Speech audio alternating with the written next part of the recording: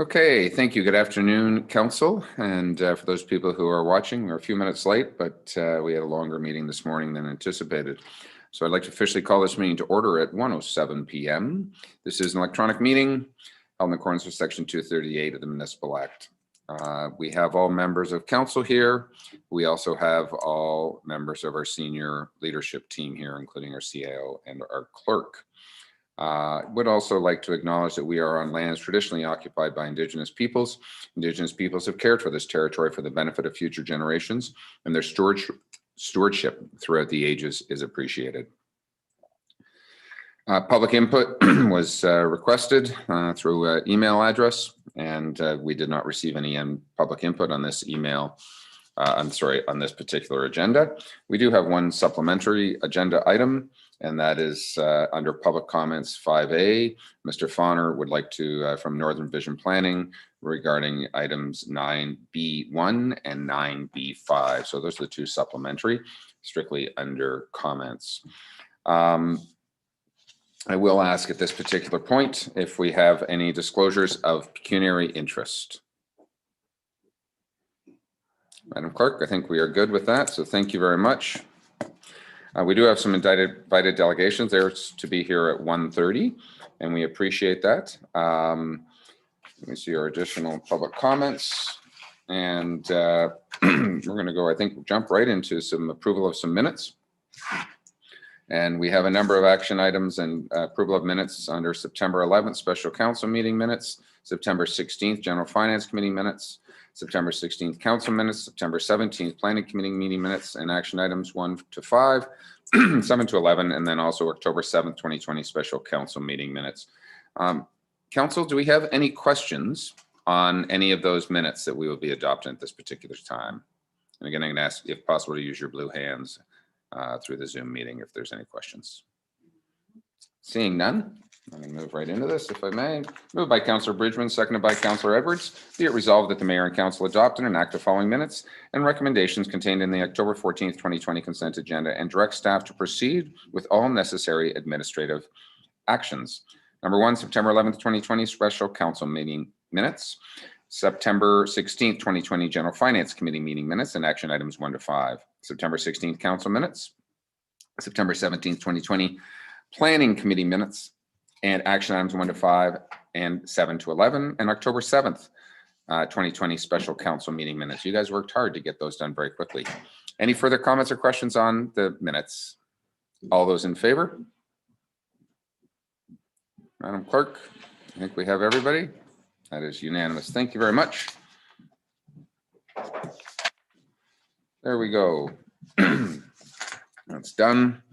We have consideration, of a resolution regarding Muskoka Road 169 speed limit. This was referred from our September 16th General and Finance Committee meeting minute. I'm not sure we really need to have an introduction on this. I think Council's all well aware. I'm going to just go right ahead and read the resolution if we need any comments, but moved by Councillor Bridgman, seconded by Councillor Edwards. Be it resolved, the Township of Muskoka Lakes requests that the District Municipality of Muskoka to conduct a speed limit analysis on Muskoka Road 169 between Bala and Torrance, with consideration being given, including options to extend both the 50 km/h zone and the 60 km/h speed limit zones southbound on Muskoka Road 169 towards Torrance.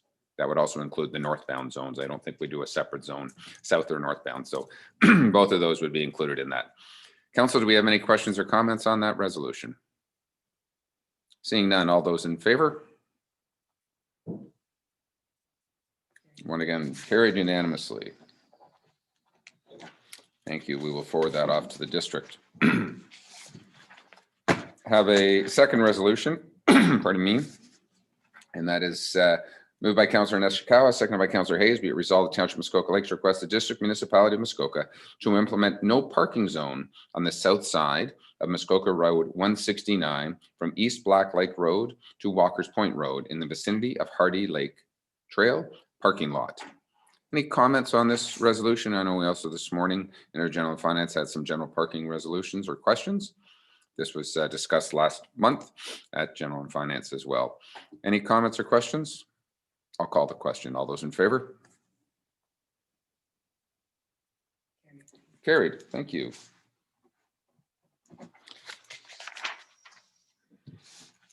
Okay.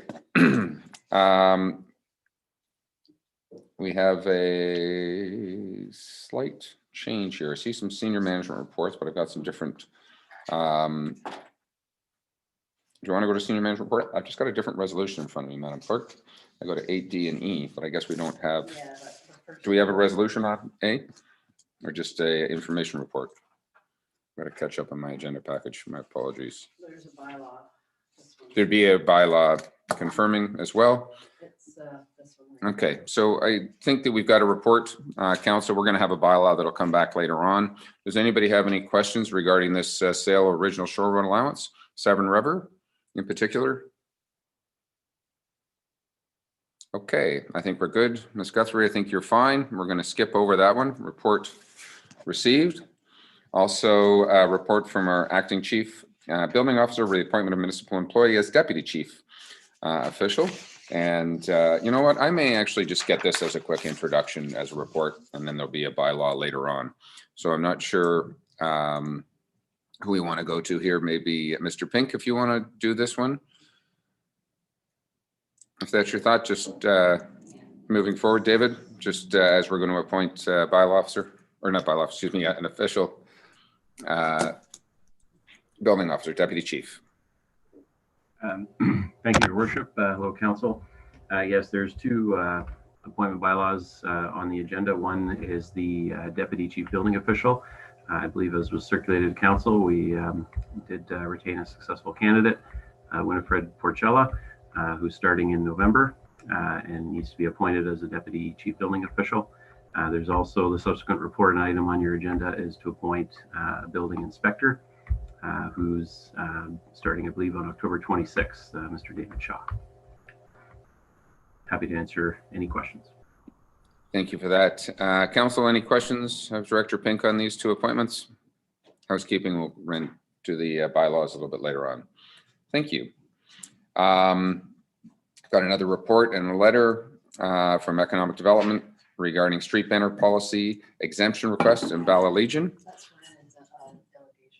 And we're going to have a delegation, I'm told, at 1:30 regarding that. So let's just park that one if we may. Thank you. Let's go to point. Let's go to E, and Director Donaldson, over to you for a quick highlight of our budget guiding principles policy. Great policy. Thank you. Great. Thank you, Your Worship. And acting on the resolution of the Committee of the Whole earlier this year, staff's presenting an update to the budget guiding principles policy, CFS 01. This policy will succeed the current policy and replace CCAO 4 policy. So the principles and approach reflect the presentation made to the General Finance Committee last month. The policy is intended to use overarching principles to guide the budget development, provide scoping definitions for operating and capital, identify roles and responsibilities for the budget process, and establish linkages between the budget and the strategic plan goals and objectives. In addition, Council previously passed a resolution that delegated authority to staff for capital budget amendments of up to $5,000. This policy would replace that resolution with an increase in that threshold to the greater of 10% of the project value or $25,000 to reallocate funding for approved capital projects, while the addition or removal of capital projects for any amount would remain with Council. The added flexibility would allow staff to manage fluctuations which can occur between the planning and the execution of the process of the procurement for those projects. I think I've done well in terms of explaining the principles at the General Finance Committee, and I'm open to any questions that council members may have on the policy. Thank you very much, Mr. Donaldson. Councillor Jagowitz has a question. Again, we're going to talk about the corporate policy first of all, and then we'll have our next item, which would be our budget guidelines for 2021. Councillor Jagowitz. Thank you, Chair. Yes, I have three questions through you to Mr. Donaldson. On section B5 and 6, we're talking about reserves, and It's not specified there, but I would like it to be that those reserves should be by department and over a 10 or 20-year period. In other words, that the reserves, each department have their own reserves and have them self-financing. Or is that already included in that wording, do you believe? I have three questions, so I'll take them one at a time. We'll do that one first and foremost, and we'll try and tick them off. Yep. Mr. Donaldson? So thank you, Your Worship, through you. So the policy is not specific in terms of the structure of the reserves, but staff will certainly look to doing that. There are reserves currently in place for various departments, and I think that there is a very logical reason to create that linkage between a department and their capital budget and their own reserve to fund their capital items. So certainly something that that we can do, and if there's improvement to the language in the policy, we can certainly look at clarifying that as well. But this is meant to be more generic than specific in terms of the operational execution of it. Okay, thank you. Mr. Donaldson, to Councillor Jagowitz, I also understand that we have a reserve bylaw specifically that would direct how we utilize certain reserves per department. So that may need to be amended going forward in this, but this as a general hierarchy right now from a budget policy. Councillor Jagowitz, does that answer your question, or maybe we can deal with a little bit more in the reserve bylaw specifically? I just want to explain the reasoning for it. In other words, and I'll give an example.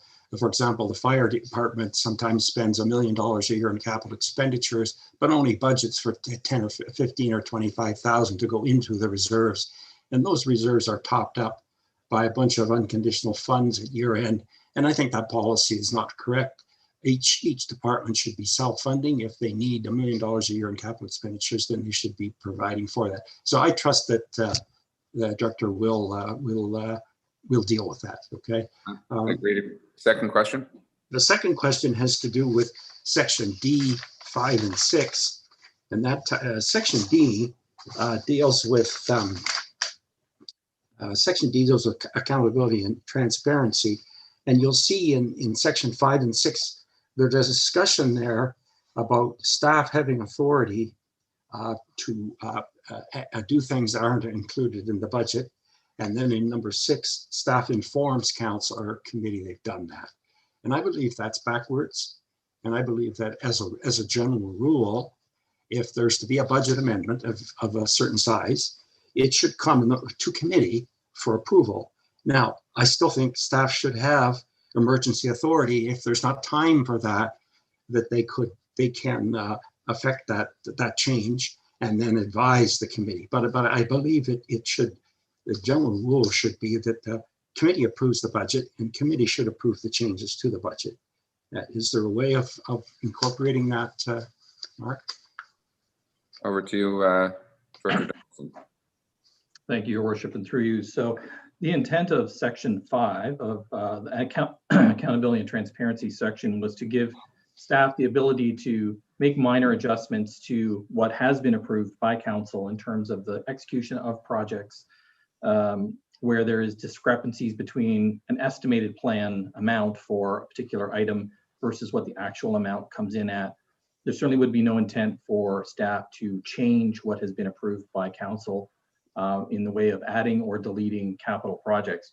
I think the intent is also just to keep to the spirit of what's been approved by council in terms of the capital budget, but reporting back to them in terms of what changes have been made. Certainly, if there is a desire to have council approve those changes post facto, that would be something that could be considered. However, in the spirit of a delegation, a true delegation would give the staff that authority with the ability to just inform council of what changes have or have not been made with the capital budget. So I think that I would look to council in terms of providing direction as to whether or not the thresholds provided within the policy for staff is reasonable for them to act with the reporting back to council on those changes, or whether or not approval is required.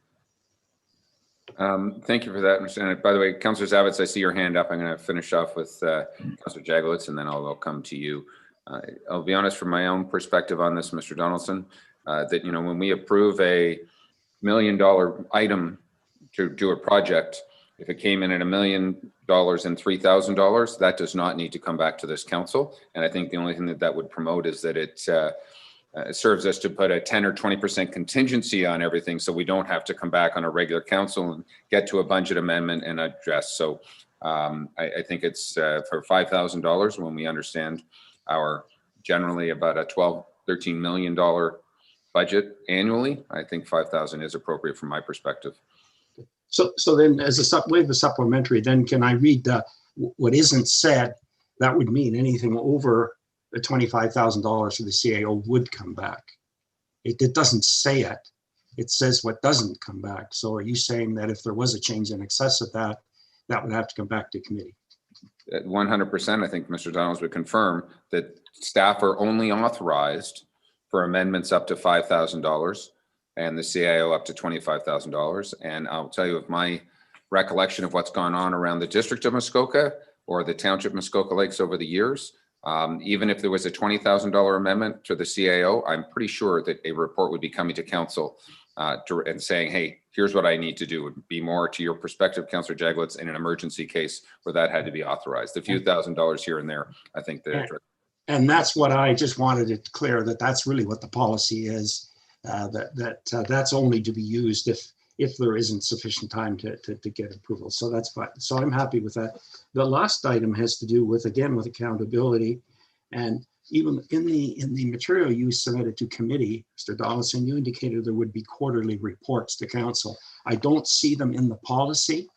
Therefore, I believe something should be added to section D, that there are we're talking about the operating budget in capital now. There should be quarterly reports presented in the second month after the quarter that indicate the budget, what was budgeted, what is spent to date, and a projection to year end. I understand you're going to start the projection in our third quarterly report, but that in the future we would have that throughout the year. I just wondered why that was in your proposal to committee, but didn't find its way in the policy. Mr. Donaldson.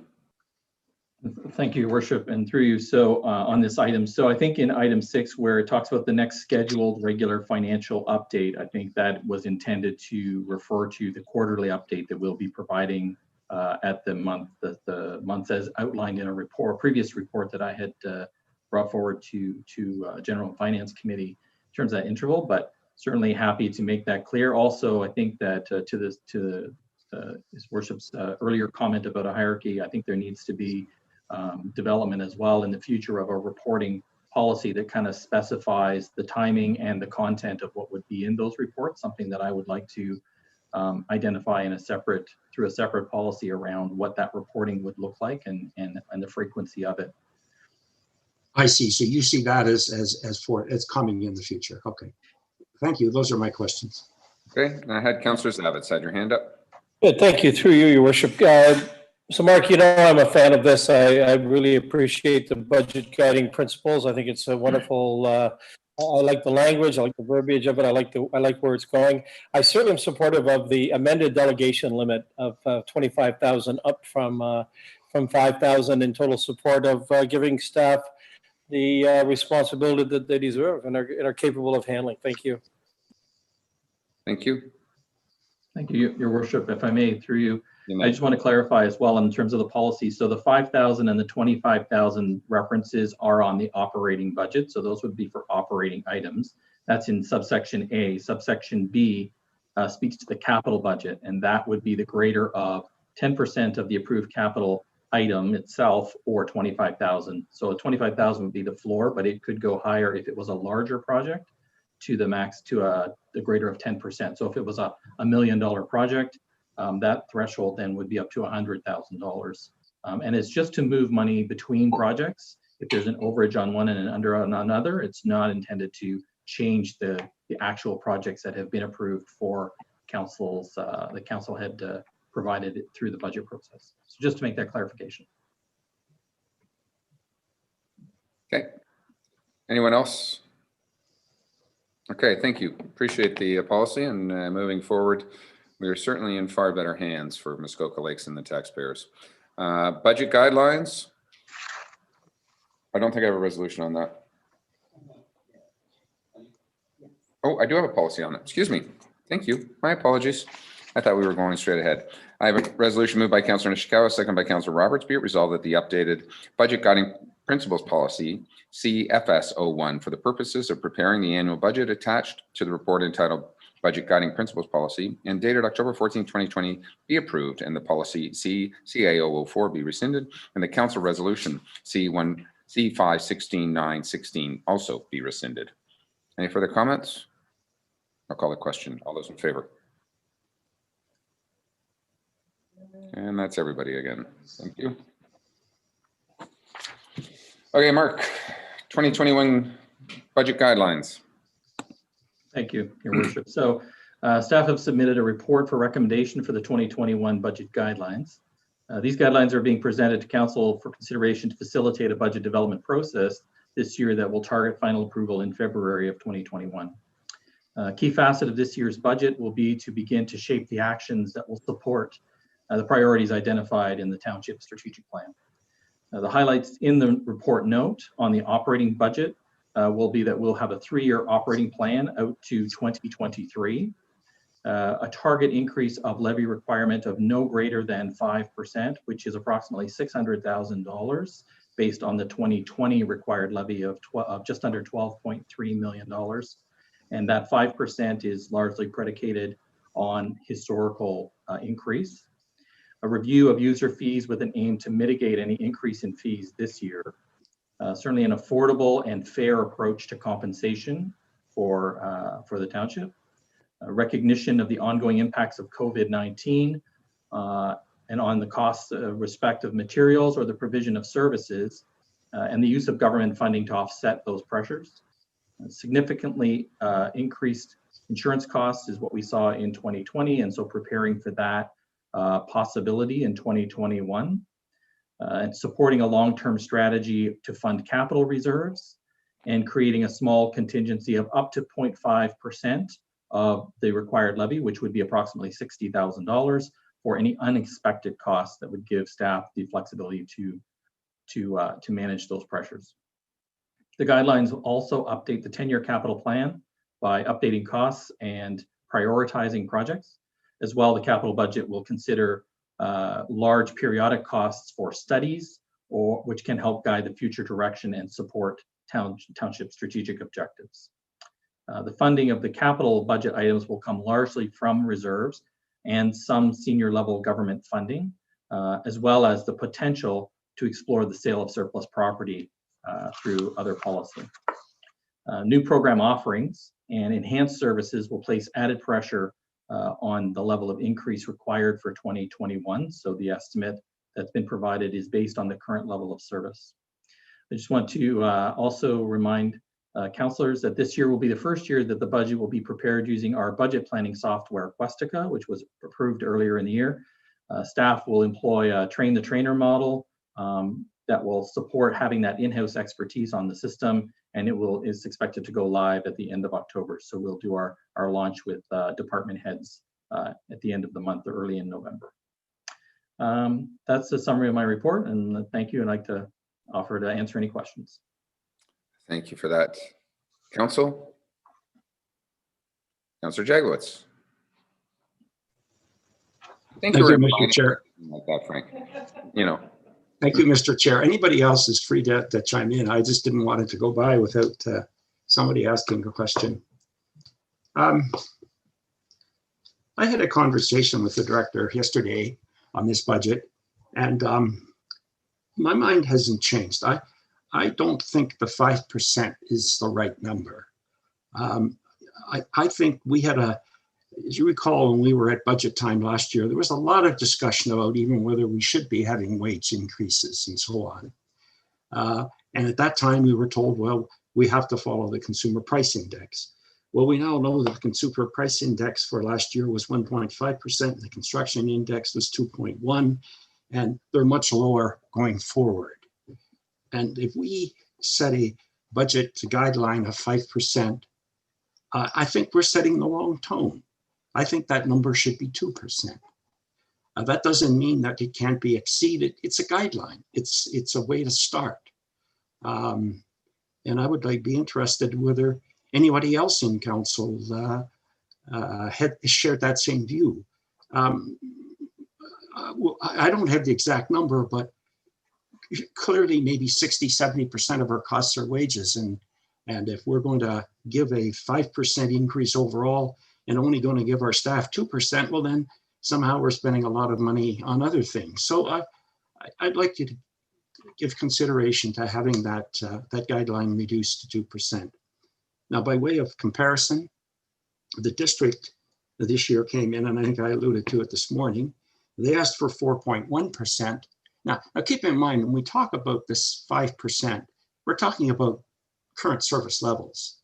There's always opportunity for service level increases and other items to go above that.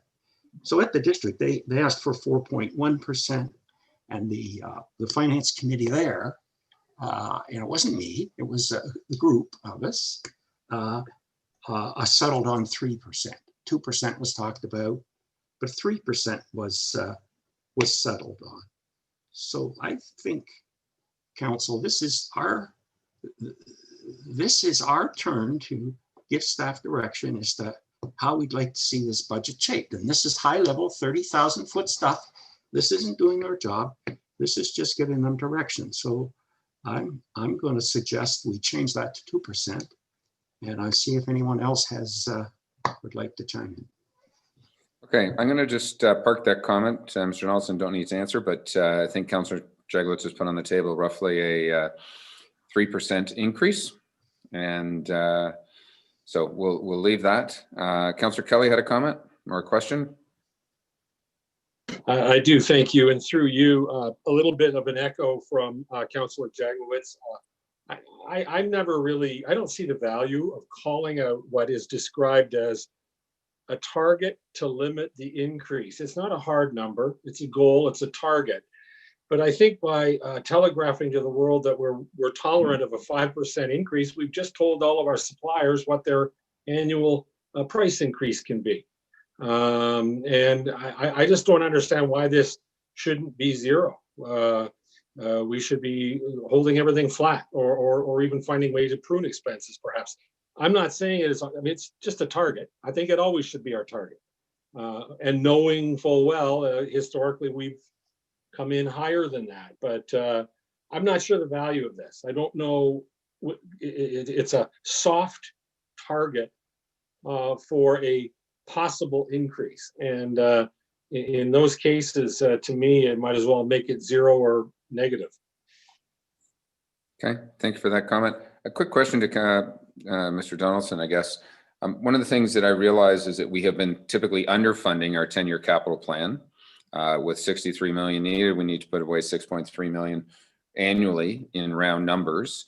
And I'm not sure we've actually been doing that. So does the 5% also include what I'll call a top up, if you will, to get us to that 63 million 10-year forecast?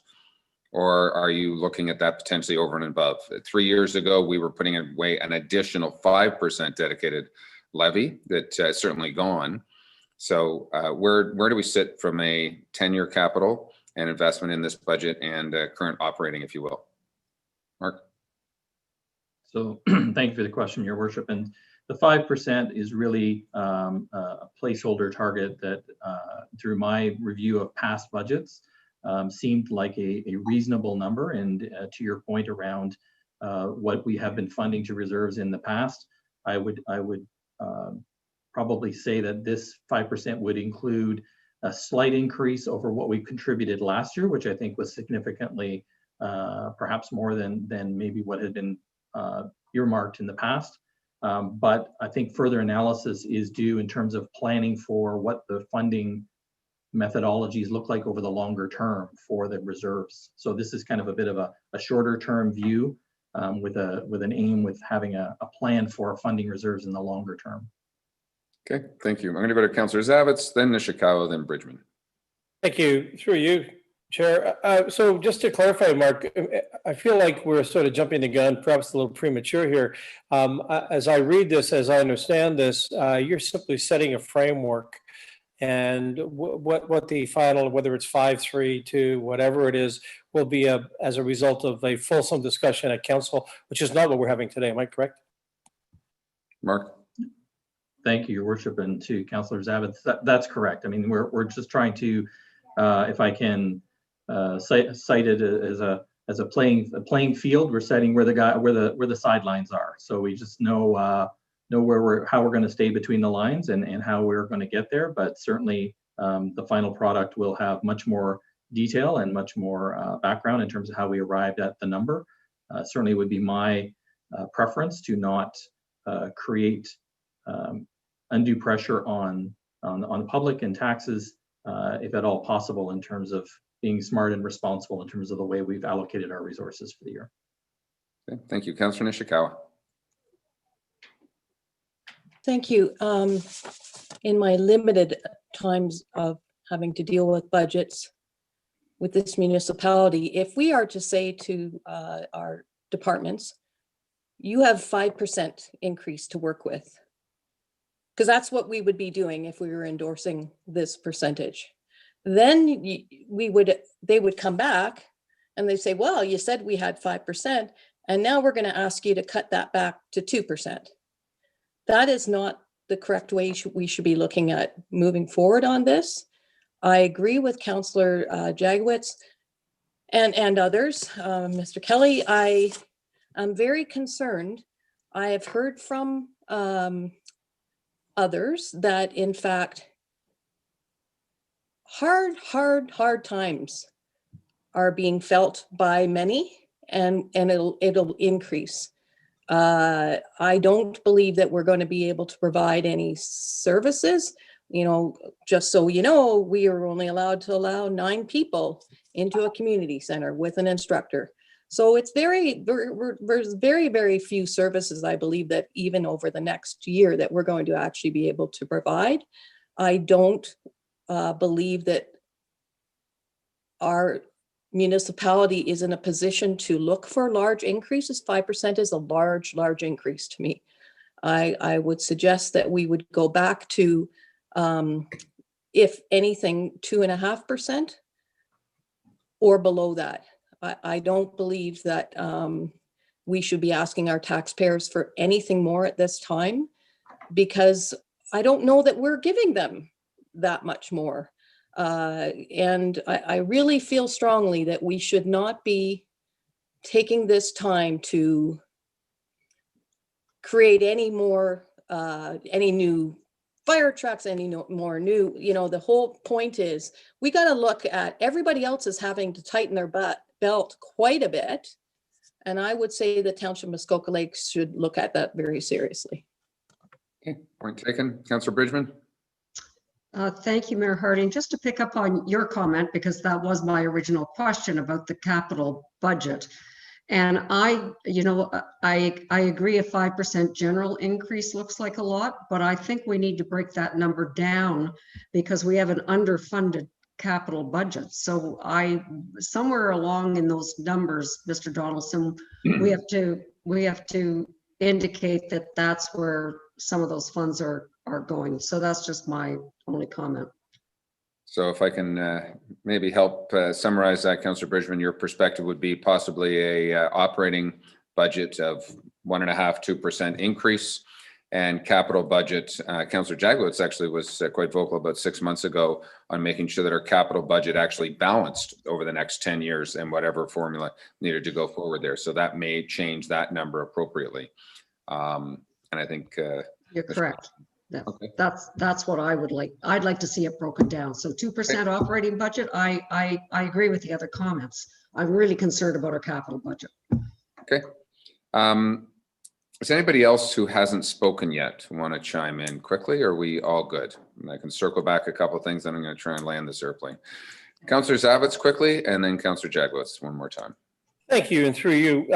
And again, my earlier comment about the framework, I think this is premature, but I certainly am hearing from many of our tax-paying constituents who do want an increase in service, and that certainly is something that I'm hearing are willing to pay for, and that is bylaw enforcement. So this is not the time, and maybe next month is the time, but this could be a $300,000-400,000 adventure in terms of additional bylaw enforcement, and I just think that's an increase in service that they're demanding, and I do believe many are willing to pay for.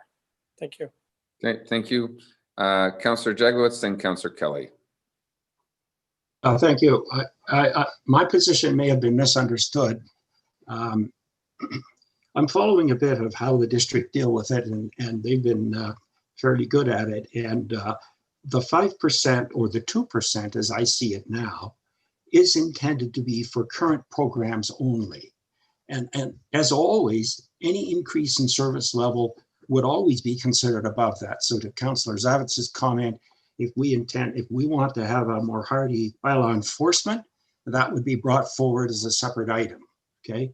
If we feel that we want to put more into our reserves than a 2% increase from last year, that again would be the same. And I'm not opposed to any of those, okay?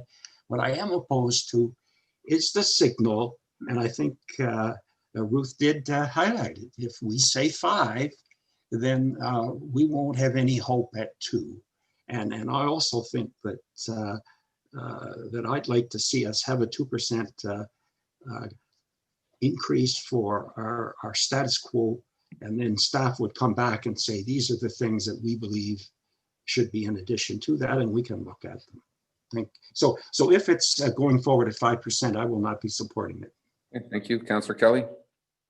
Thank you, and through you to both councillors Jagowitz and Zavitz. Just want to point out, because you're both right, and that is that the actual assumption that's baked into this document under the tax levy revenue section is that the 5% is based on current service levels. So to the extent we want to enhance service levels, grow compliance or bylaw enforcement, that's on top of the 5% growth, which is being predicated on consistent year-over-year service offering.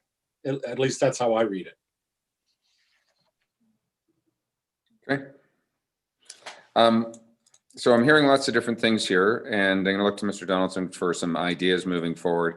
I'm getting generally an operating level increase, and I've heard 2%, I've heard 3%, somewhere in there, and I would fully agree with various councillors' comments that let's begin sort of with the end in mind.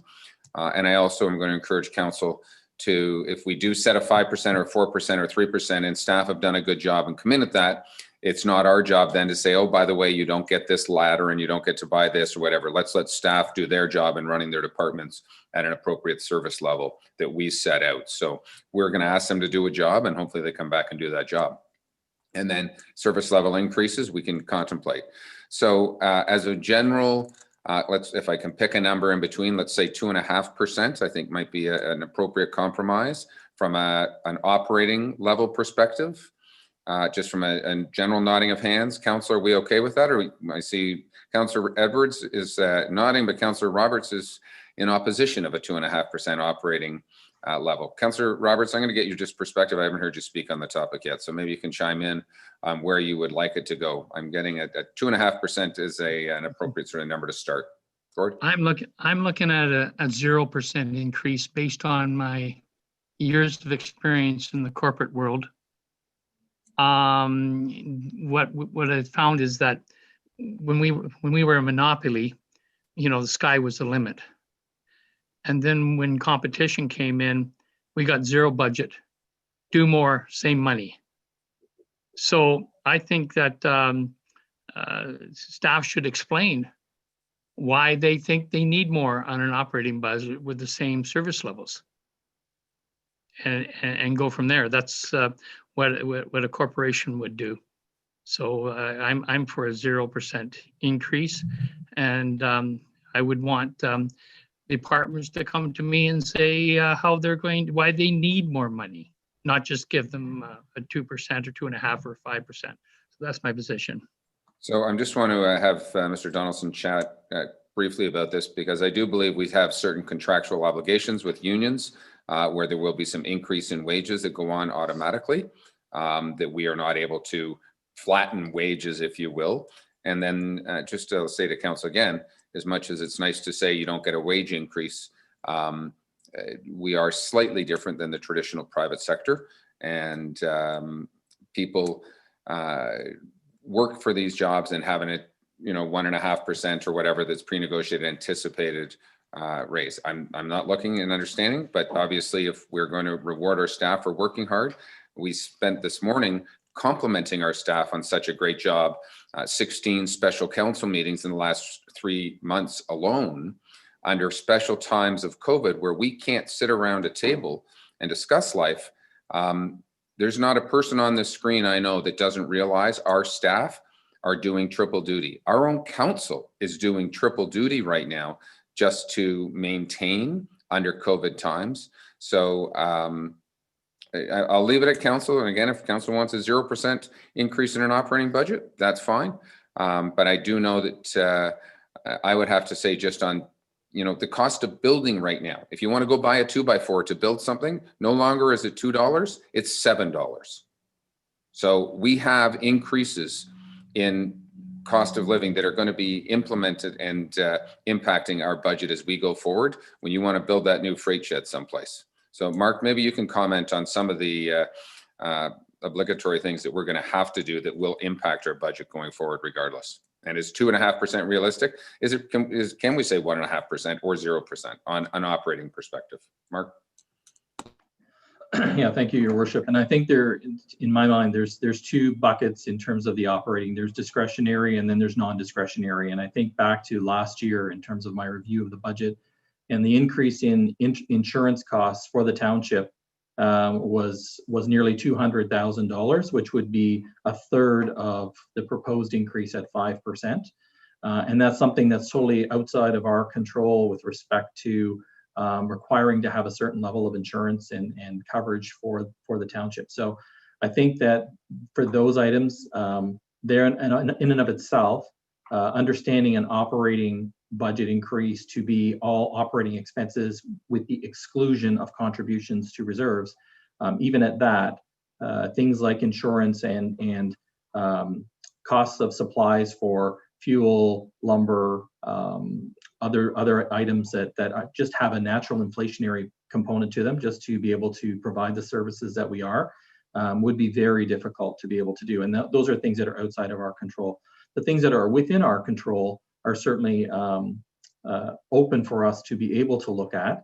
And I think that we would be able to certainly have that discussion amongst the departments and the senior leadership team around where we think there could be some efficiencies within the township operation. But certainly I believe that 0 would probably be extremely difficult, if not impossible, to achieve without some type of adjustment to service levels. And I think that something in the neighborhood of 2 to 3%, if we're not including contributions to reserves in that, would be something that I think we could probably work to and at least examine, and we would certainly be able to report back in our first update, first draft of the budget, as to if there's a variance from that, what were the purposes or the drivers of that cost, of that variance. Okay, thank you for that, Mark. I see a couple councillors' hands up. Just to kind of keep this moving forward, is anyone, Councillor Roberts was against the 2.5%. Does anybody want to speak against the 2.5% as a guideline right now to an operating budget only? Councillor Kelly wants to speak. Thank you. Yeah, thank you. And through you, I'm with Councillor Roberts on a 0%. The only way that,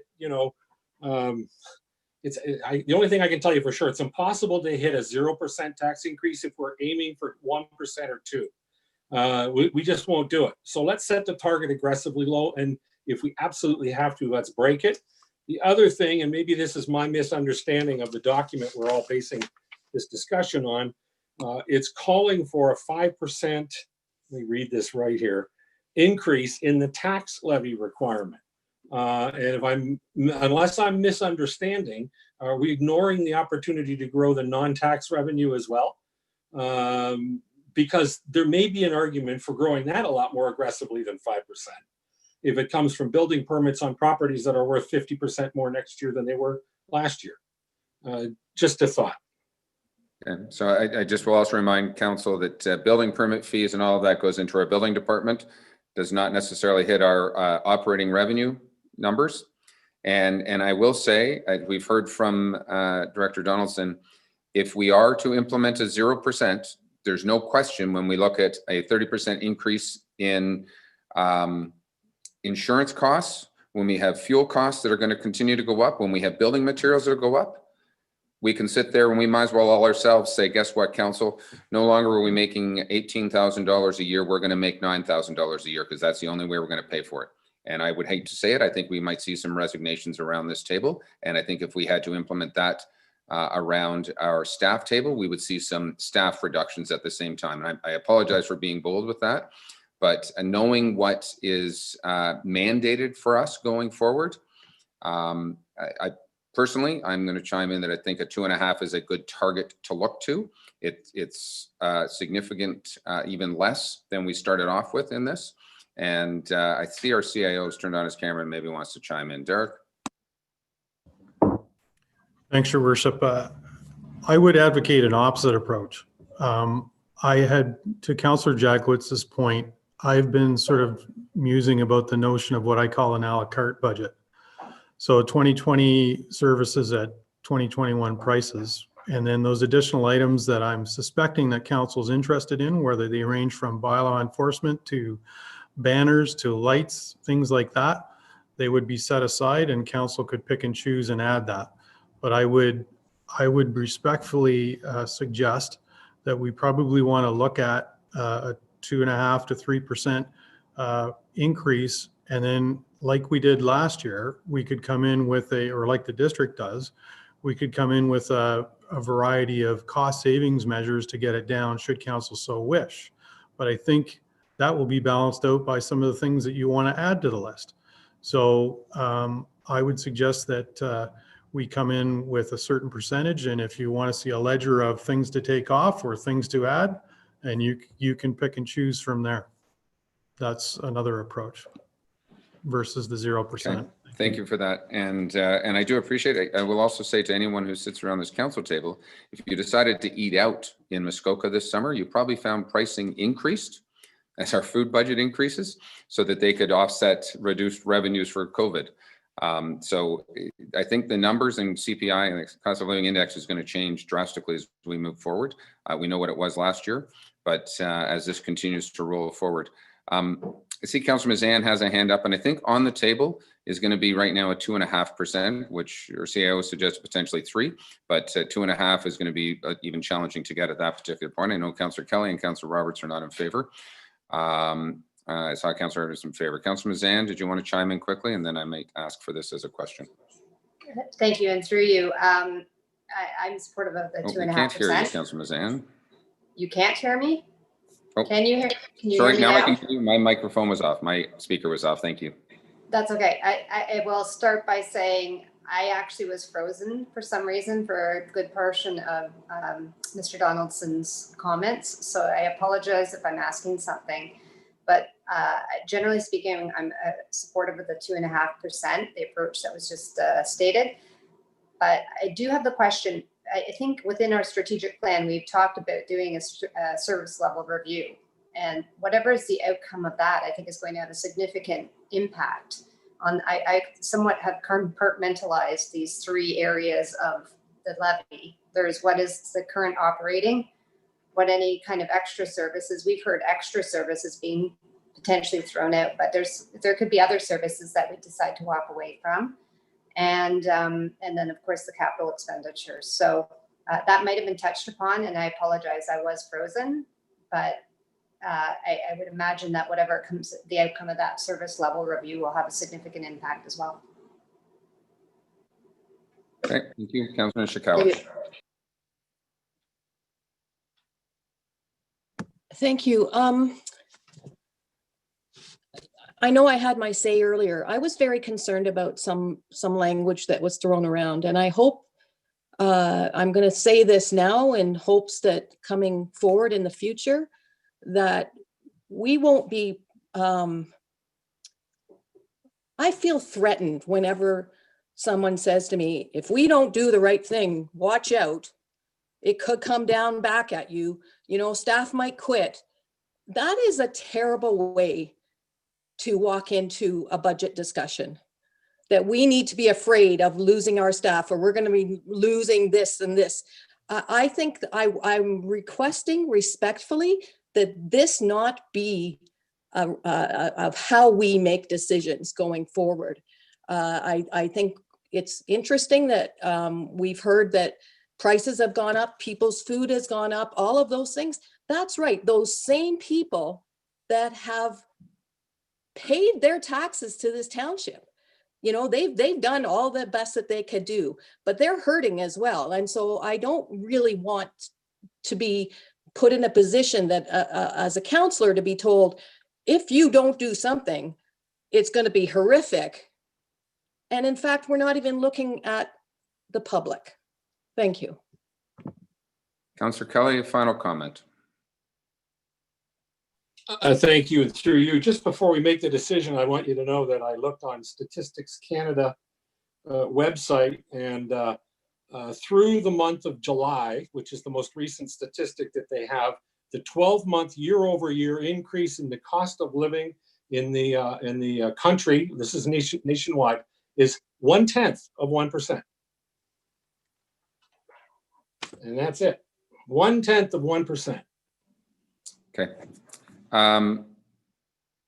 Well, we do know that certain of our prices have gone up here, and evident. We know that our insurance is certainly going up, and that's a significant portion of our costs. No matter what we do, that's not going to change. We can shop at 7 ways till Sunday, and we continue to do that. But I'm going to try and get a straw poll right now for those people who would support a 2.5% operating guideline, and we can reduce that, but as a guideline to staff to go forward at 2.5%. We have a majority there. Okay. Mr. Donaldson, I think you have some direction on an operating budget guideline at 2.5%. And we do have a motion that we're going to do that accordingly. From a capital perspective, do we want to set a specific guideline, or do we want to try and balance this to our 10-year capital, or balance to a 5-year capital, understanding that we may adjust our 10-year capital to help reduce whatever? We have been putting away some more money. Do we want to fund to the same level as last year, which might be an interesting idea? I see Councillor Jaglowitz, your hand is up on capital component. Yeah, yes, thank you, Mr. Chair. It was also just to have a clarification of the 2.5% not applying to transfer to reserves. I'm assuming that if the transfer to reserves were $1 million, they would be $1 million this year plus the 2.5%. Anything above that would be something that we would consider separately. Now, getting back, because so it's not a budget without any contribution to capital reserves. I just wanted to make that clear. As far as capital is concerned, to me, that works itself out. You have to start with your 10-year capital forecast. You have to decide what projects are in, what they will cost. That'll come back, and then you have to have a funding mechanism. And if that funding mechanism means instead of 1 million, we have to put in 2 million, then we have a decision to make. We either have to go back to the 10-year and cut something, or we have to bite the bullet and have a plan. So I don't think you can put something on that. I think we have to see the plan, and we have to look at the components on the plan. And just one last comment to Councillor Roberts and Kelly. I just can't accept your zero. I think that we're asking staff to stretch on this 2.5, but it's the right approach. It's the right way to go. I'm on a condo board. I just got off before this meeting. We have a 30% increase. And you say, well, how can that be? They give us 10 days notice before year end. So we will have some, but I was actually very encouraged by the discussion today. So compliments to everybody. Thank you. Okay, thank you. Councillor Jaglowitz, I think just to clarify, and I'll let Mr. Donaldson clarify, if we put $1 million and we transferred to $1 million to reserves last year, and we were to suggest a 0% increase in the capital, that we would put $1 million away next year. We're not increasing the capital contributions at this particular point. When I talked about a capital perspective, it's the budget allocation to capital. Maybe Mr. Donaldson, maybe I'm incorrect, but how do you see that? That's where I see the additional percentage going to reserves.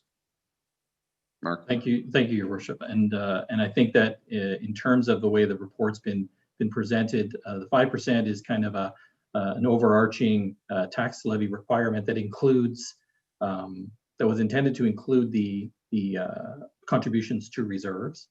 And that if we're going to a 2.5% for operating, I just want to be clear that we're defining operating as day-to-day costs, excluding contributions to reserves. And then if we have to add additional money to reserves, that may require additional levy requirement, but not to be expensed in the current year. It would be to fund capital over the next 10 years and so on. And we'll come up with a bit of a timeline in terms of what the estimated contributions to reserves would need to be over that period of time to match the anticipated cost of the budget, the 10-year capital budget. And to Councillor Jagowit's point, if that's something that is requiring review, we can look at the capital investments and the amount of contributions to reserves at the same time in terms of that 10-year plan. Great, thank you. So again, if I can sort of summarize, I think for council to understand, I don't know the specific number. Let's assume last year we put away into reserve $6 million. That's a starting point this year, and you would be able to provide us a report out of the $63 million. Where does that leave us? Are we going to be shortfall, long fall going forward?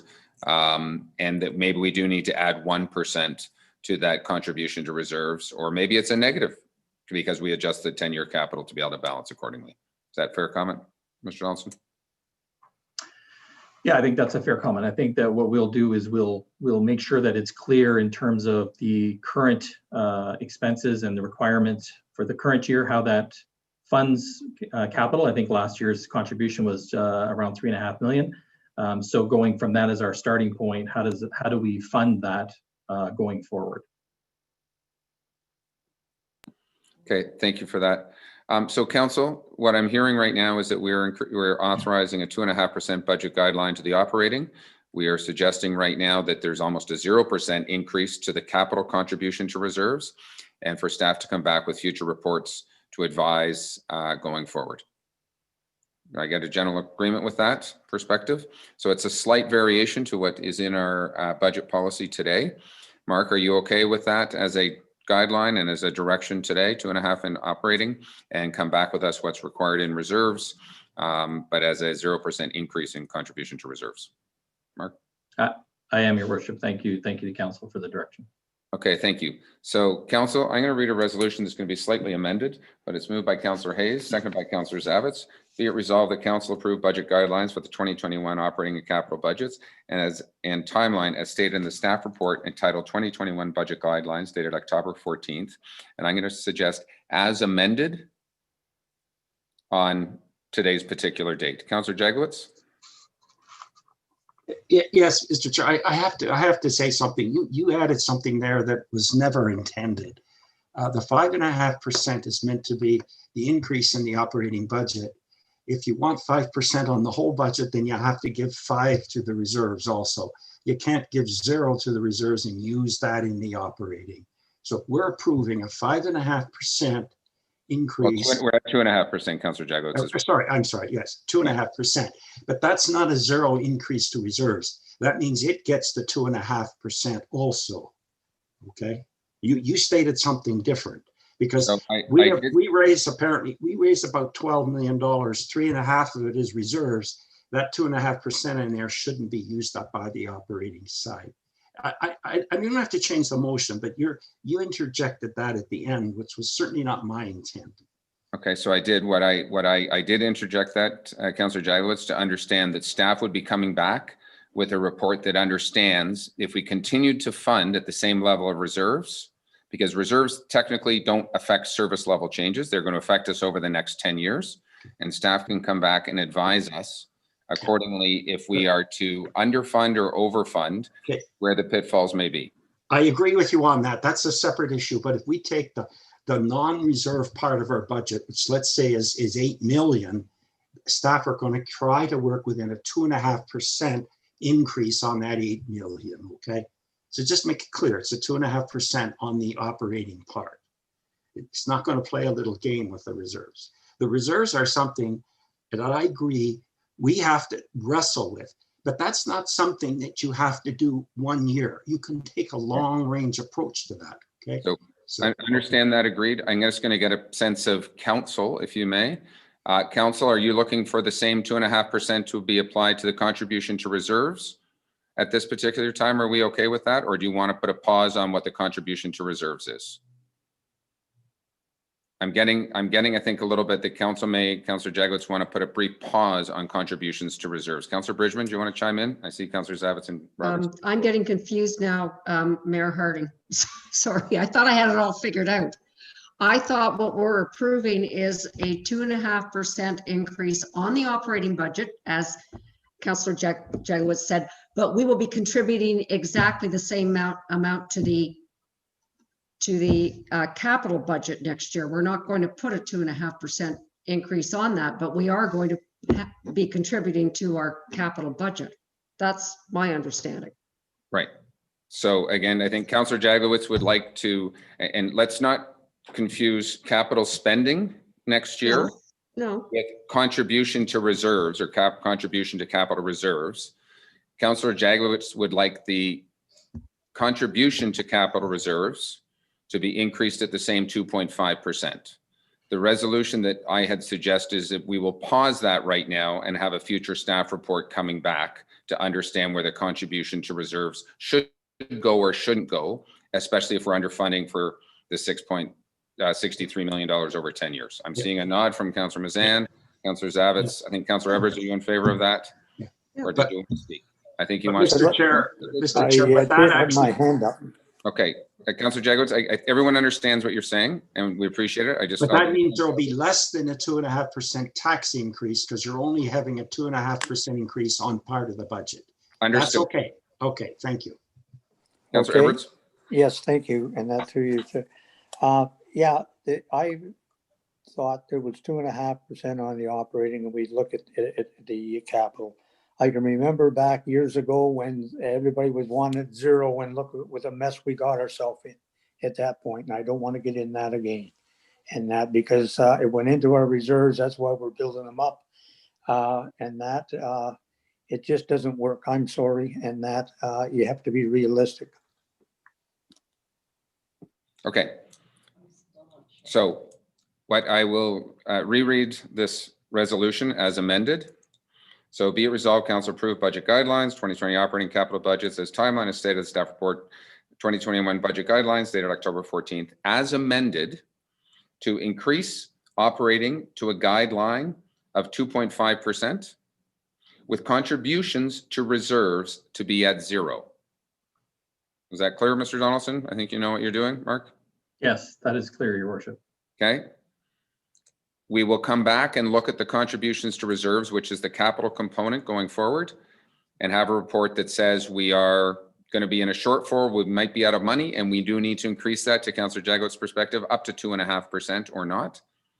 But we will look at the reserve contributions at a future staff report.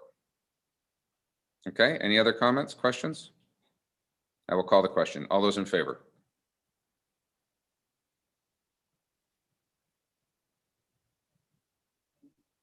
And opposed? 8-2. Okay, thank you very much. That is carried.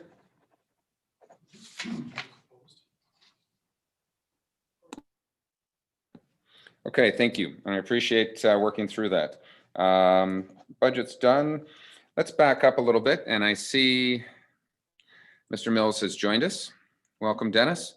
And we're going to go back to Corey Moore for a report on our street banners policy exemption request from the Bala Legion. Corey, do you want to introduce this, please? Yeah, thank you, Your Worship. Today's report just highlights the Bala Legion's request for an exemption from the street banner template. As per the current policy, any group wishing to display a banner in a street banner area in the township that doesn't follow the current template, requires approval from council to do so. So we have Dennis here today from the Bala Legion just to speak to their request to hang some veteran awareness banners in Bala, similar to what is completed here in Port Carling from about late October till late November. And I'll turn it over to Dennis.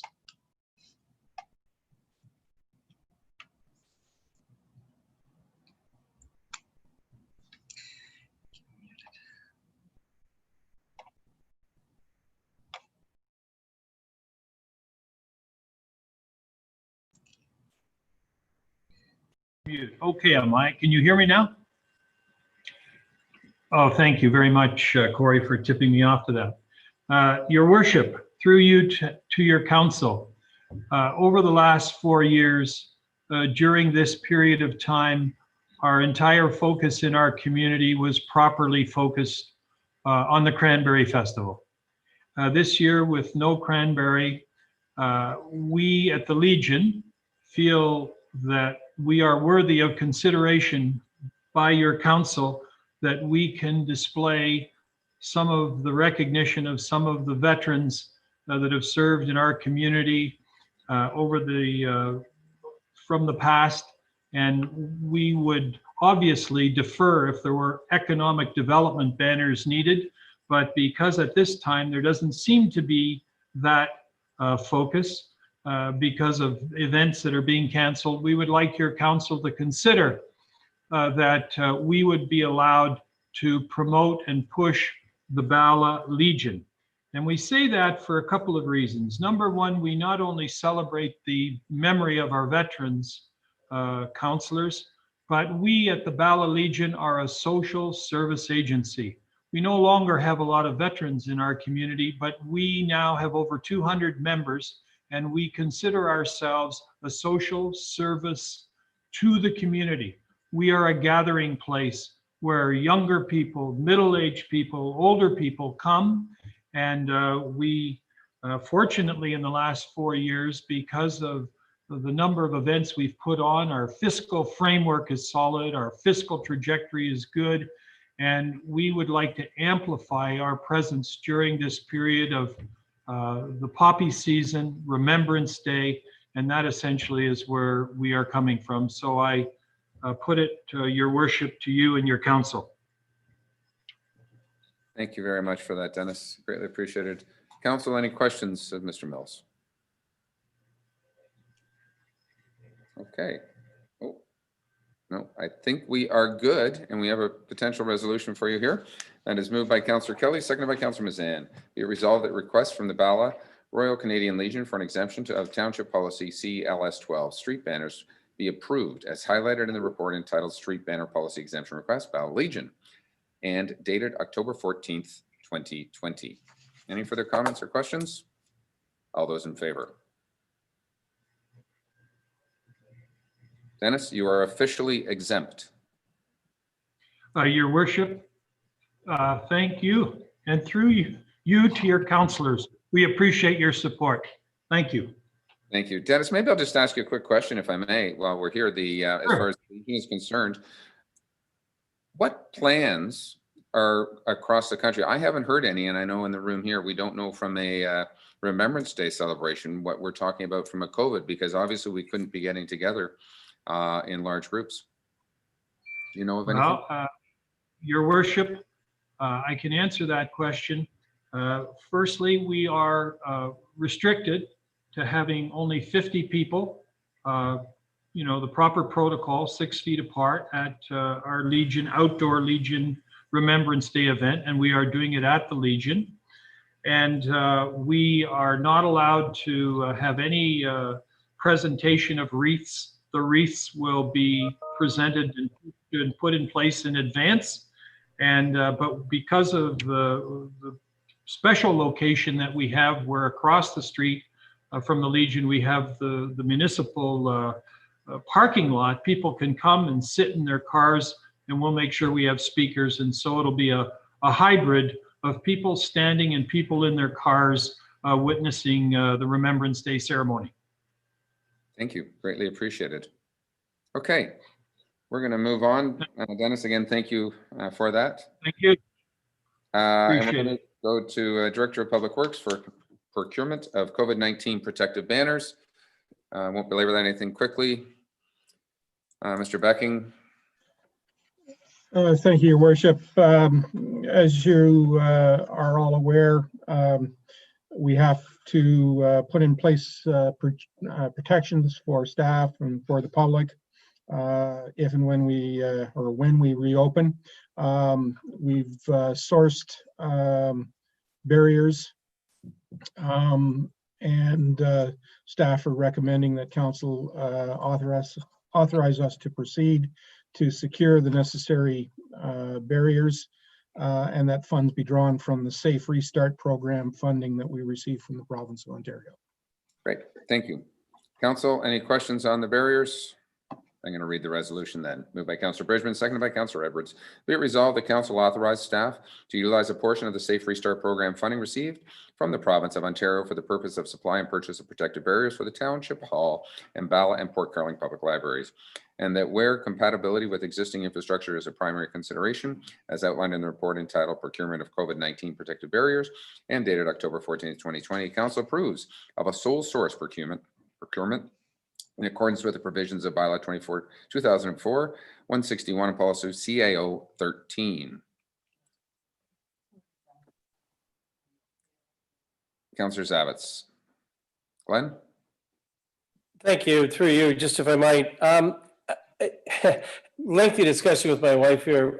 Is this a long-term strategy? I mean, it occurs to me that there's a permanence piece to this where these are, I just am wondering, are we buying these under the guise of, they'll be gone in 6 months, or is this a 2-year, and again, how far down the road could we look? But is there a permanence piece to this puzzle? Director Becking. Thank you, Your Worship.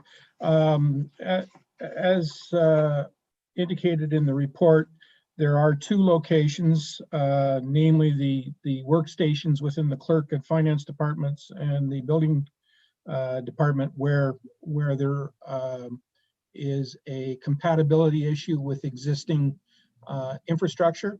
And so to your point, to the councillor's point, yes, there is a permanence element to this. So we've included that cost accordingly, and similarly for the situation at the Port Carling Library, there is also a permanence factor that has to come into play, and again, that's addressed in the report. Okay, thank you very much for that. Anybody else? I've read the question. You've all heard the question. All those in favor? That is carried unanimously. Thank you. Okay, we have another report, which is Municipal Operations Phase 2, Stage 3 Reopening Plan. Council, I'm just going to go right to questions on this particular one. We're going to confirm this Community Center Reopening Plan discussion. Any comments from Council on this particular?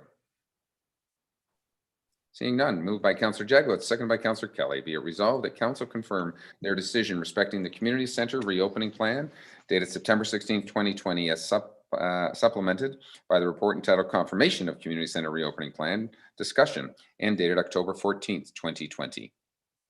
Any further comments? All those in favor? And that is carried once again unanimously. Thank you. Let me just kind of jump ahead here, see where we're at. I think we're going to decorative post street lighting. Here we go. I think we might have a couple new resolutions. I see Councillor Mazan's got a smile on her face. Mr. Moore, would you like to give us a quick overview? Thank you. Yes, thank you, Your Worship. Today's report provides a summary of options for downtown decorative street lighting in Bala and Port Carling. Council will recall in September, staff brought forward a report to the General Finance Committee with recommendations on winter initiatives from the Grants and Economic Development Advisory Committee. Further to that, it highlighted in the report that if committee had a desire for decorative street post lighting, that a further report could be brought back with an update on possible options and costs associated. Just a bit of a background, there are 20 decorative posts in Bala and Port Carling that have the ability to have plug-in lights that can support any type of additional lighting. I know staff, we did reach out to the community groups, Bala and Bloom in Bala and the Port Carling Lions, who currently do organize some decorative pole decorating. And I think the general feedback we received from those groups was positive and supportive, and they looked forward to working together to enhance the downtowns. I think the main areas that we looked at when looking at possible options, where we wanted to focus on highlighting lighting that could be used for a longer period of time, not just a specific holiday, but particularly a longer type season. We also looked at lifespan of the products, and working with those community groups, what could possibly be used to complement their ongoing efforts to date. You will see in the report that there was a recommendation regarding the street pole enhancers, is what they call them, which are kind of mounts that come off the post and wrap around the street banners. Unfortunately, I do have to make council aware that it looks like after further research into those, they may not be possible with our current street posts. I've learned a lot in the last couple of days about the bracket systems in particular that are used with those, and the uniqueness of our posts in particular. So I am still waiting further information from some fabricators regarding whether brackets can be done custom, and kind of a timeline associated with those. In that regard, if that is something still of interest to council, it may be considered as part of a future budget consideration. Additionally, there are two other options that could be explored for this year, if that's the desire of council. The first option looks at kind of they call them column sprays, and they are lit and can hang directly on the post below the current banners. Additionally, we could also do a wreath as well. The second option highlights more of a wrap around the poles with garland and lighting, and could be completed for this year as well. With that, I know Mayor Harding did mention an updated resolution, and we did include an update to that resolution, that if the desire of council is to move forward this year, the ability for staff to sole source the purchase of the products, just to meet the timelines. With that, Your Worship, I'm available for any questions. Thank you very much. Council, any comments, questions? Oops. Oh, there we go. Councillor Nishikawa, then Councillor Bridgman, then Councillor Mazan. Thank you. I think this conversation will have to go a little bit further, but it was just about our dark sky situation, and the fact that we were on a certain direction in Bala because of the effects that those 15 light standards all in one little small area of how they are still contributing to our the big glow that comes from Bala. And if anybody wants to come and take a look at it, you just have to step outside of Bala to see the impact on our dark skies. So I don't know, I guess my question to Corey, but if any of that has been taken into consideration. I do know that light standards, where one director of public works agreed to only light every other one, I see that that's not the case any longer. And so I just don't know where that's going as far as lighting in Bala goes. I do believe that we are not following our dark sky recommendations and other discussions we've had on this over the years. Thank you for that. Corey, do you want to comment on these lights or the policy provisions within our dark sky bylaw for decorative lighting? Yeah, I did consult with Director Pink on this, and the current bylaw isn't entirely clear regarding these types of lights. In the report, what we had recommended was that these low wattage decorative lights, that we look at updating the bylaw for an exemption in this regard if the municipality was to use them on their fixtures, if that helps at all. Okay. Councillor Bridgman? Thank you, Mayor Harding. I hadn't really thought about the dark sky, Councillor Nishikawa. So my concern with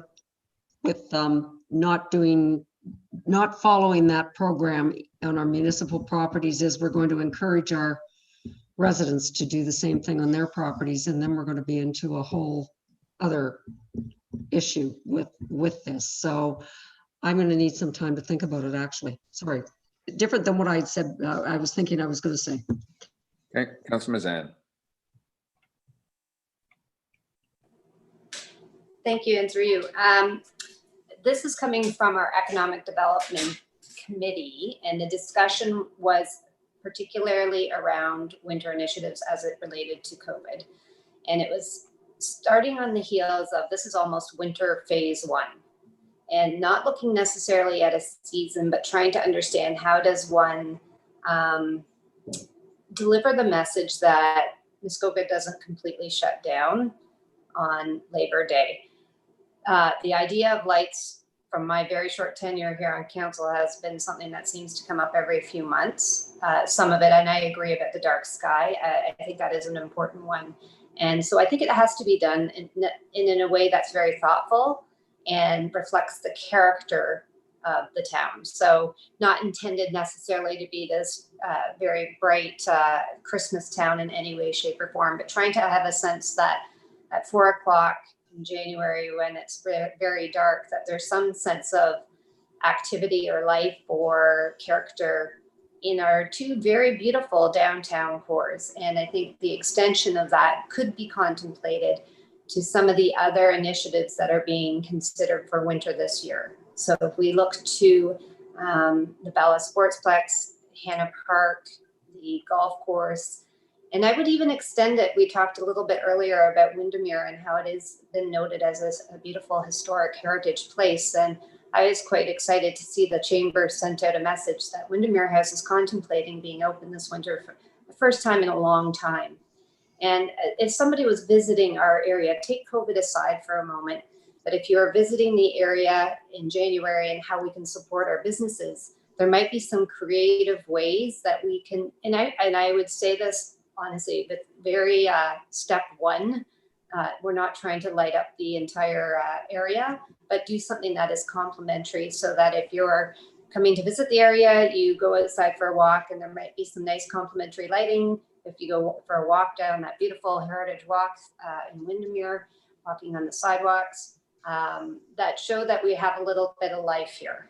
And I think that's an important thing. One of the things that I hear often is things are dark, things are shut down. And I think that we owe it to our business community, we owe it to our constituents, our residents, to show that we actually are here, we're supporting them. I've heard loud and clear, a lot of businesses trying to pivot right now and understand what they can be doing to be opening, and similar to what I just said with Windermere House. And I think it's important that as a township, we continue that too. So I will hold off another comment now. I hadn't fully thought about that dark sky. I think it's an important thing, and I do think it needs to be considered as we forge ahead on this one. Thank you. Thank you. Anybody else? Councillor Hayes.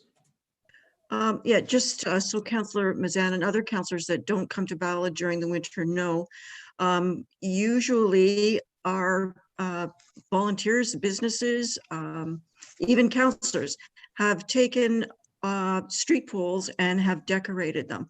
I don't know what's happening this year, but it is quite festive to go through Bala because all of the decorations are highlighted by the streetlights.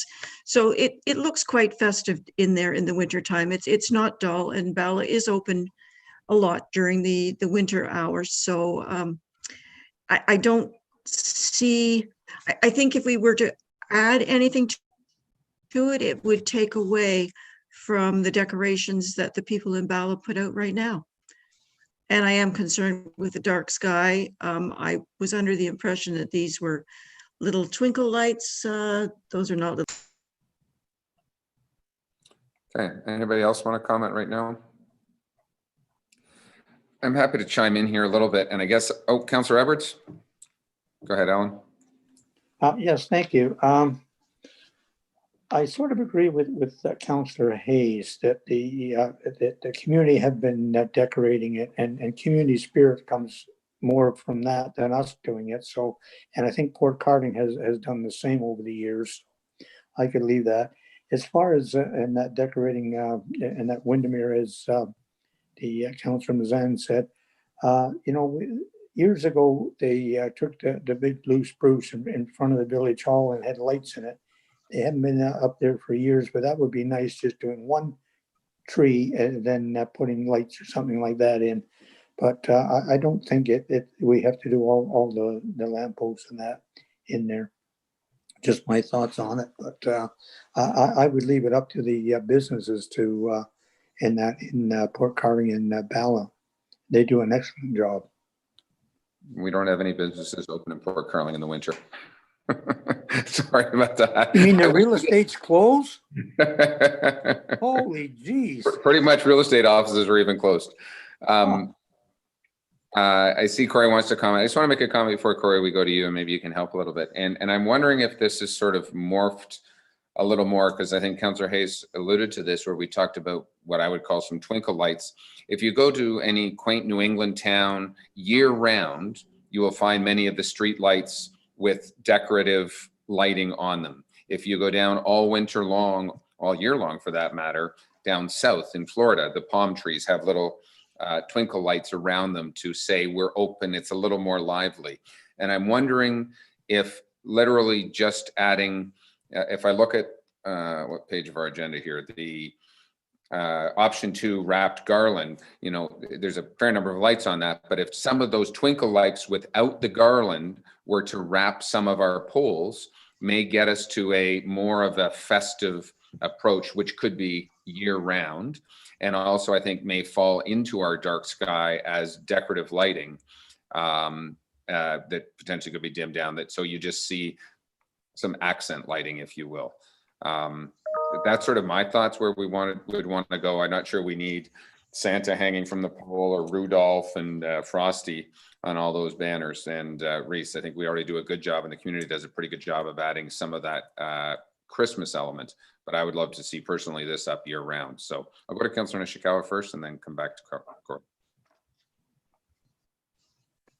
Thank you. I wonder if council would consider, I know, for instance, there's a sort of a, well, I'll say birch bark. Nick at Birch Bark is very, very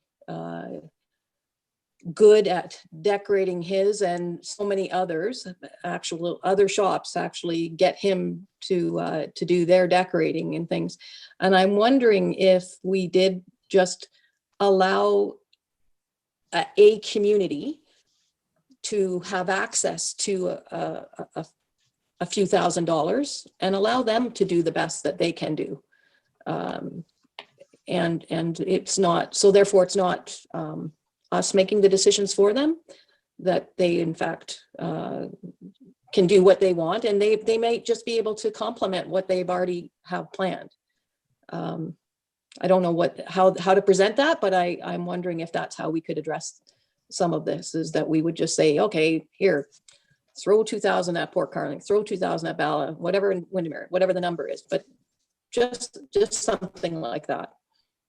I'm going to go back to Corey for a second. As a comment, I know you wanted to speak before I went to Councillor Mazan or Councillor Nishikawa, and then see Councillor Mazan, who's also been a strong proponent of this on the Economic Development Committee. So Corey first, then Susan.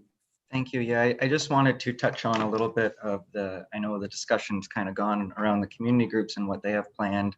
And I know I have touched base with them too. And further to Councillor Nishikawa's comments, the kind of thought was we could look to complement their efforts with these, and maybe that is an opportunity that we could explore. I know Bala and Bloom in particular, they have plans to decorate the poles themselves. I don't think they necessarily, I'm not sure if they are going to include allowing others this year. And I know Port Carling Lions as well have some plans. I don't want to steal any thunder as well, and Councillor Kelly may be able to share a little bit as well. But I know they do have some plans as well regarding trying to light up the downtown a bit and working with businesses and decorating those poles as well. So I just wanted to make sure those were known. Yeah, I see Councillor Kelly's hand up, and then Councillor Mazan. How's that? Chair of Economic Development. Thank you, and through you, just to support the push for this. And I think there's probably a big difference and a distinction between what happens in Bala and what happens in Port Carling, but certainly the lack of open business limits how many people locally get involved in decorating the downtown core in Port Carling. There's nobody here to do it. And I think, frankly, there's been nothing to stop those who are here from taking the lead on it, but it really hasn't happened. So I think the focus here, or the goal here, is to step in to fill a void rather than to step in and push somebody out of the way. Nobody's clamoring to do this except us, and I think it's important that we do it. Corey was mentioning we've been trying so far unsuccessfully to find a way to put on the Lions Club Santa Claus Parade. We've been shot down twice, I think, by the regional health director, and we're now looking at just a soft request for businesses and homeowners to decorate their properties with Christmas festive lighting during the month of December. And I mean, it's frankly a way that the Lions feel is an important way to try to inject a little happy spirit into a pretty bleak time that we're in right now. It's not going to survive into the new year, and that's why I think the lighting that Councillor Mazan is so strongly promoting is important, that we pick it up and run with it, and maybe less so in Bala. I can't speak to Bala. I do go to Bala in the winter. I just don't pay a lot of attention to the lighting. Councillor Mazan. Thank you, and through you. I find it actually funny that I've tasked myself with the light person, because if you knew me in real life, this is not an area of strength of mine in any way. What I have heard, though, is loud and clear, is the important two things. First of all, we are looking to try and find ways to expand into the fall winter seasons. And one of the things that I've heard loud and clear from the business community, it would be nice to feel like there's a little bit more going on. And I would agree, there's a very different feeling in Bala than there is in Port Carling. And so maybe that is something that needs to be reflected in any kind of thought and decision making. The other thing I think and Councillor Kelly just touched upon it, that we've been thinking a lot about are these winter initiatives. And we're a small business trying to pivot. There's a group of us trying to figure out how does one create something that's so unknown right now. We've talked about our community centers being shut down. So our focus has been with the best possible intention, saying, what are the things we can do differently to try and support our community? So the thought about getting outside and finding new initiatives, whether it's at the Bala Sportsplex, the Milford Bay Golf Course, and to complement. It's one of the things to open it up. And another thing is then to say, well, you know, we are open and we're thinking about you. There isn't a Santa Claus parade, but putting up some sparkly lights. This is by no means my expertise, but I like the idea of working with the community. And I wonder if there is a way, what Councillor Nishikawa said, about empowering our staff to work with these different community groups, gives them some tools to help us accomplish our shared goal, right? Which is, let's make sure these things are beautiful, that people, that things are being done in a respectful way. So I wonder if that is something that we could contemplate. Okay. Sorry, could we contemplate giving some monetary amount or some toolbox to staff to allow them to accomplish what they're hearing from this group today? So I'll park that just for a quick comment, because I think what that does is we're going to give a bunch of money to Bala, and those people who have shops open in Bala do nothing. I'm not sure it's going to solve the brightening up of Port Carling, because again, most of the shops are not open necessarily in Port Carling on, you know, are they going to decorate? My apologies. Let me clarify that. I was thinking if there is a lot going in Bala, I was almost thinking the opposite. There may be some things we may be able to do to support or enhance there, that maybe these poles are appropriate in a Port Carling. Maybe the money is spent, or the focus is spent more on a Windermere or the Hannah Park. There's been many creative ideas, and I really applaud people in behind the scenes coming forward with ideas, many of which we just can't possibly achieve this year for resources, but we're trying to do something. So fully agree, Councilor Mazan. I guess what I'm sort of sensing is we're going to have some differences potentially from Bala to Port Carling to Windermere, and potentially as a municipal wide. Now, does Manette get them? We have some banners up there. Some people do more Christmas decorations. I also want to ask the question, are these Christmas decorations or are these year-round twinkle lights? Do we want to go down that road? Because again, what's before us in a agenda package are really Christmas decorations, I think. So I'm not sure we're going to be able to land this plane today. I'm not sure that we're going to get there. I'm wondering if we want to be able to have Corey come back to us shortly with each ward councillor, maybe with a couple of different options. Are you interested in quote unquote a Christmas decoration? Are you interested in a base lighting pole to make it year round friendly kind of concept? You want them just winter, and then we can as council ward by ward kind of chime in for a month from now with some actual financial implications potentially. I'm not sure if that means it's the same needs as economic development or not. I know where you're trying to do something across all of Muskoka Lakes, but I'm not sure we're going to be able to come to unanimity or even 60% to move this forward across all regions today. Anybody want to chime in on that? Just if we defer this for 30 days and have Corey kind of report back with some other information back to each ward councillor specifically. Anybody? Ken, do you want to jump in? Thank you, Your Worship. We're now at the 14th of October. Month takes us to the middle of November. Frankly, if staff are going to be looked upon to help to implement anything, we're very quickly running out of time, and that would be my concern. Obviously I'm making a fundamental assumption that this, whatever happens to make this work, falls on my plate. I'm not saying anything is impossible, but I am saying that time is fleeting, as the old saying goes. I'm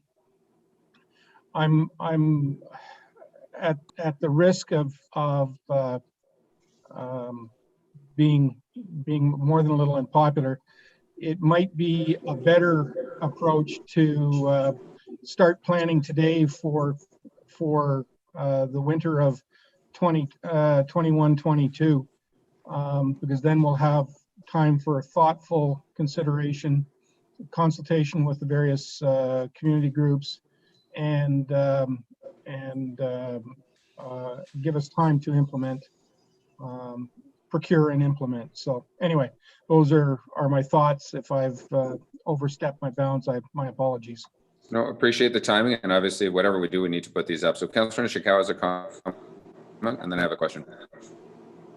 Thank you. And I'm sorry, I had to close my page. So I don't know, how much money are we talking about? And how easy would it be to give each community some money?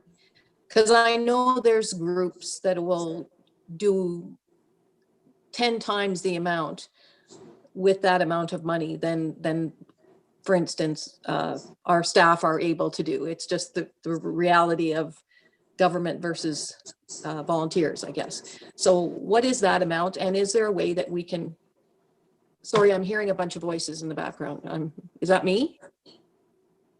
Sorry. The only other person who's got a mic open is Corey and Councillor Mazan.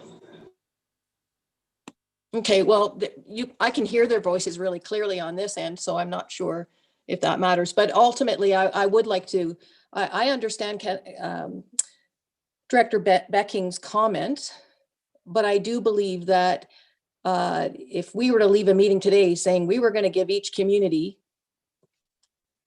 whatever the amount of money we can agree on, then we can close the door on it with hopes that we are going to do the best job in the short time that we have to do it. Okay, certainly that's an option.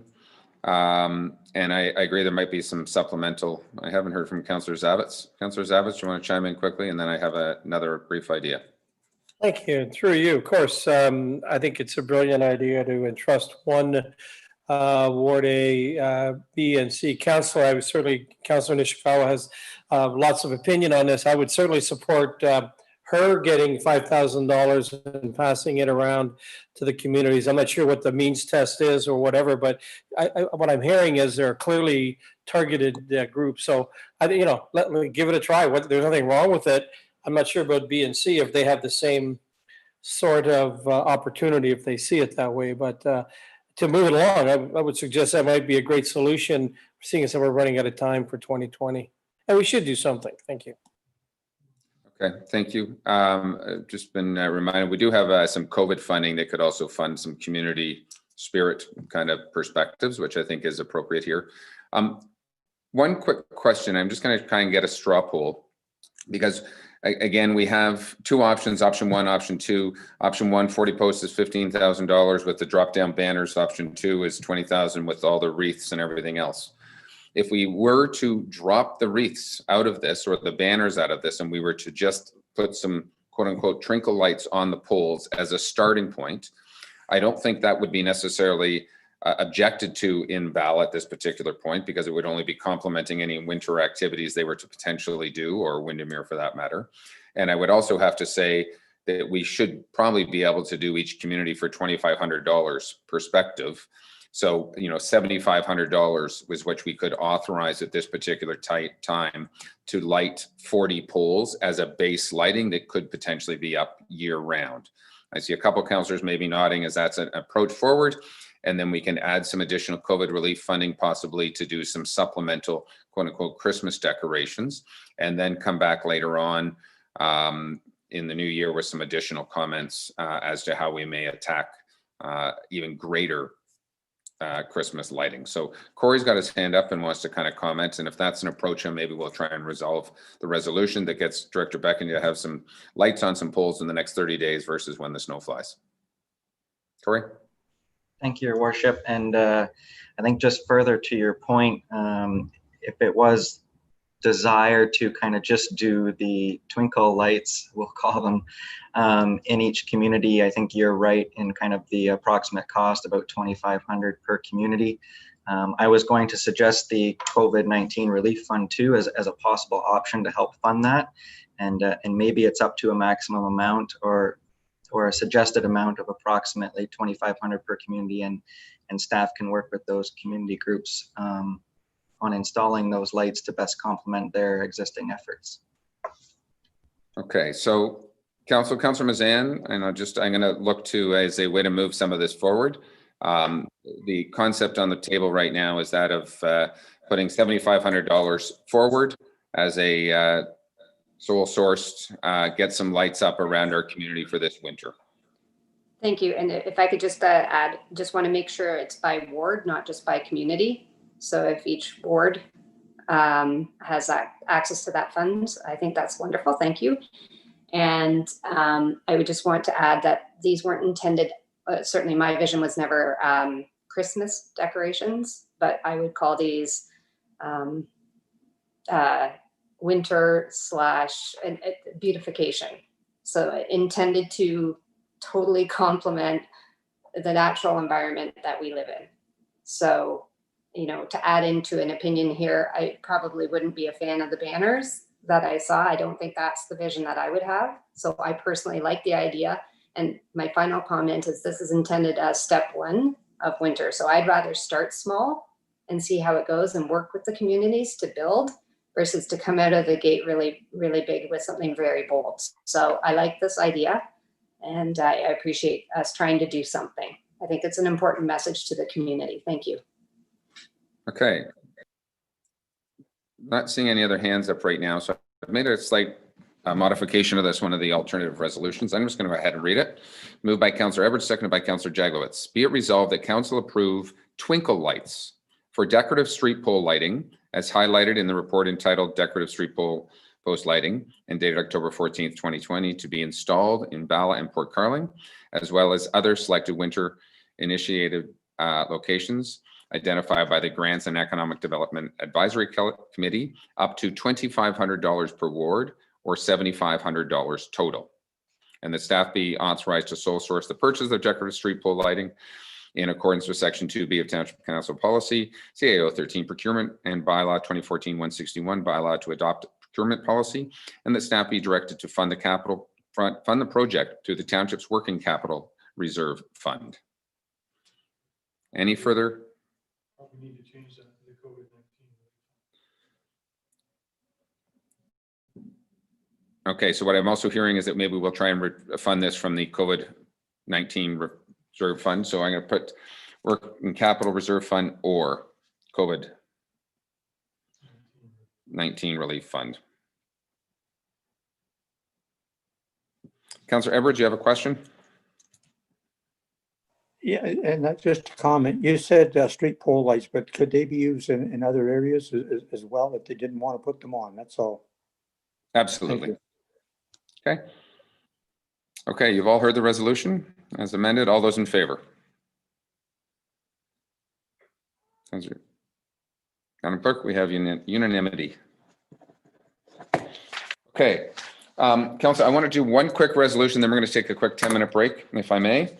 And that is going to be just a resolution for more of a housekeeping. That I just got rid of that. Sorry, down one resolution. Hold on. There it is. And this is regarding our IT. We want to do a full investigation into our IT department, but we need to extend our IT service agreements with Near North through for the end of next year before we can do the fulsome review. As we know, our staff have been overworked and we certainly don't want any service interruptions. So I have a resolution moved by Councillor Mazan, seconded by Councillor Kelly. Be it resolved that the IT service agreements with Near North Business Machines be extended to December 31st, 2021, and that the mayor and clerk be authorized to sign any necessary documentation. Anybody have any comments on that? All those in favor? That is carried. Thank you. Okay, Council, let's, we're going to come back at about 10 minutes after 3. We'll take 15 minutes quickly, regroup, and I think then we'll have some invited delegations at that point. So take 15, grab a coffee, and we'll see you soon.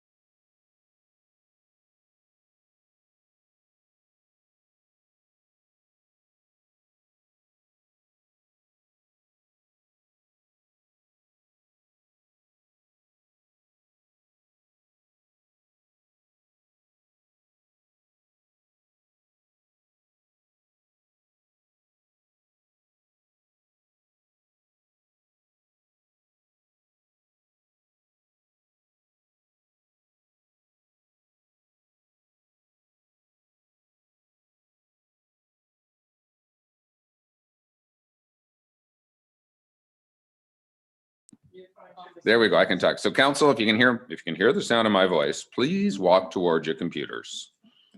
Please step away from the television, the fridge, or the stove. Donelda is having some challenges, so she may be a little bit late. Thank you for that. Okay, so we have a couple of delegations. We have a few bylaws. And then but I'm going to try and run through some of the bylaws first of all, then I think we can go back to the delegations. And just to confirm, Madam Clerk, Mr. Fahner, 9B1, none of those are related.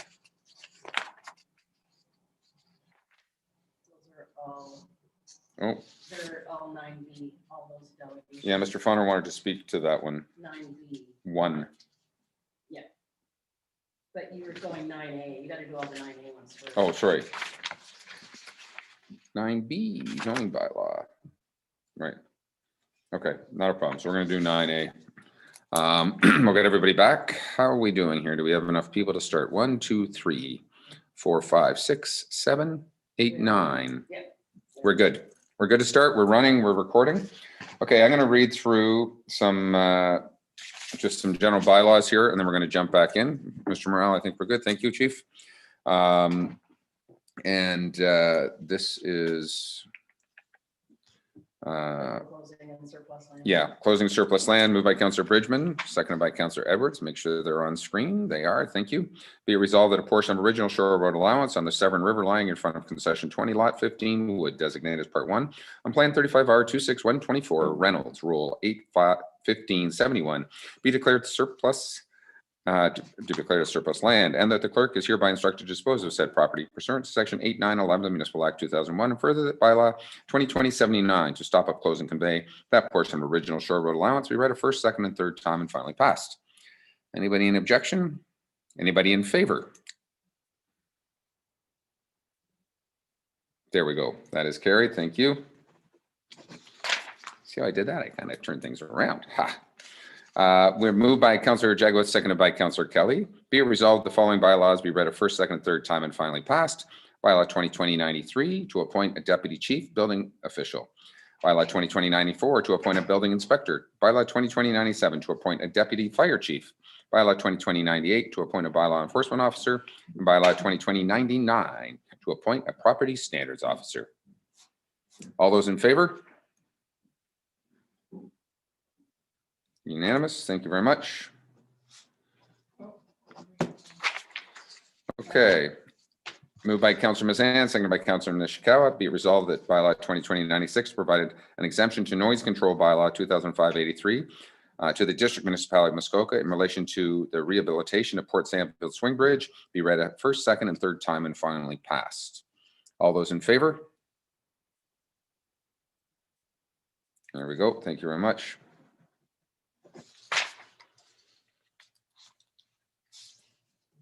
Are we on here?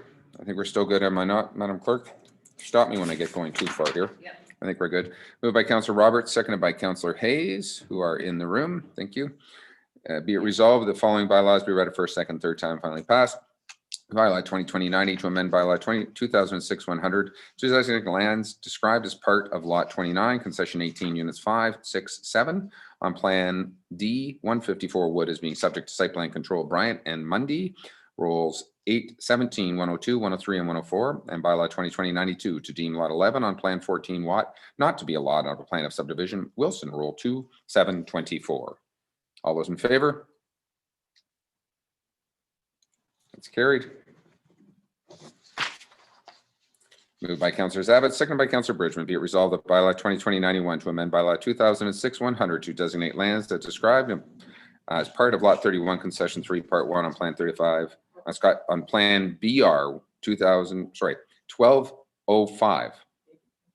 Plan BR 1205, part 4 of plan 35R 9388 Medora as being. This one we don't want to read yet until the zoning bylaw. Subject to me not reading the rest of this bylaw. This is where you're supposed to stop me. I got a little ahead of myself. Oh, you just am. Okay, we're going to hold on that particular one. Thank you very much. Wait a minute here. This is 5. 9A5, right? Correct, but that one is conditional upon the zoning bylaw being passed, Oh, which is later on. okay. So we're a little out of order. So we're going to put a hold on that particular one, if we may. And do we want to go back to the delegates at this particular time then?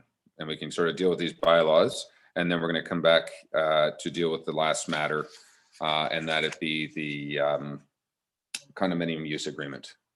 Okay, so Mr. Pink, did you want to introduce this particular one? I know we have Mr. Fahner ready to speak to us, as well as we also have potentially Bill Purkis, and also Janet and Doug Teakle. Where do you want to go first? David, maybe, or Bryce? Sure. Good afternoon, Your Worship and members of council. The first bylaw in front of you is for Goldberg. A minor amendment is required to add an exemption to permit a 0-foot side yard setback for the proposed dock. A minor amendment is also required to remove the exemption to permit the reprojection of the westerly side lot line. As you noted, Mr. Fahner is on to speak to this matter, so I'll leave that to you to bring him up in the discussion. Okay, thank you for that. I think council will become very familiar with this particular one. If you remember, I'm sure Mr. Fahner will introduce it at the same time. But Mr. Fahner? Yes, thank you. Just hang on a second.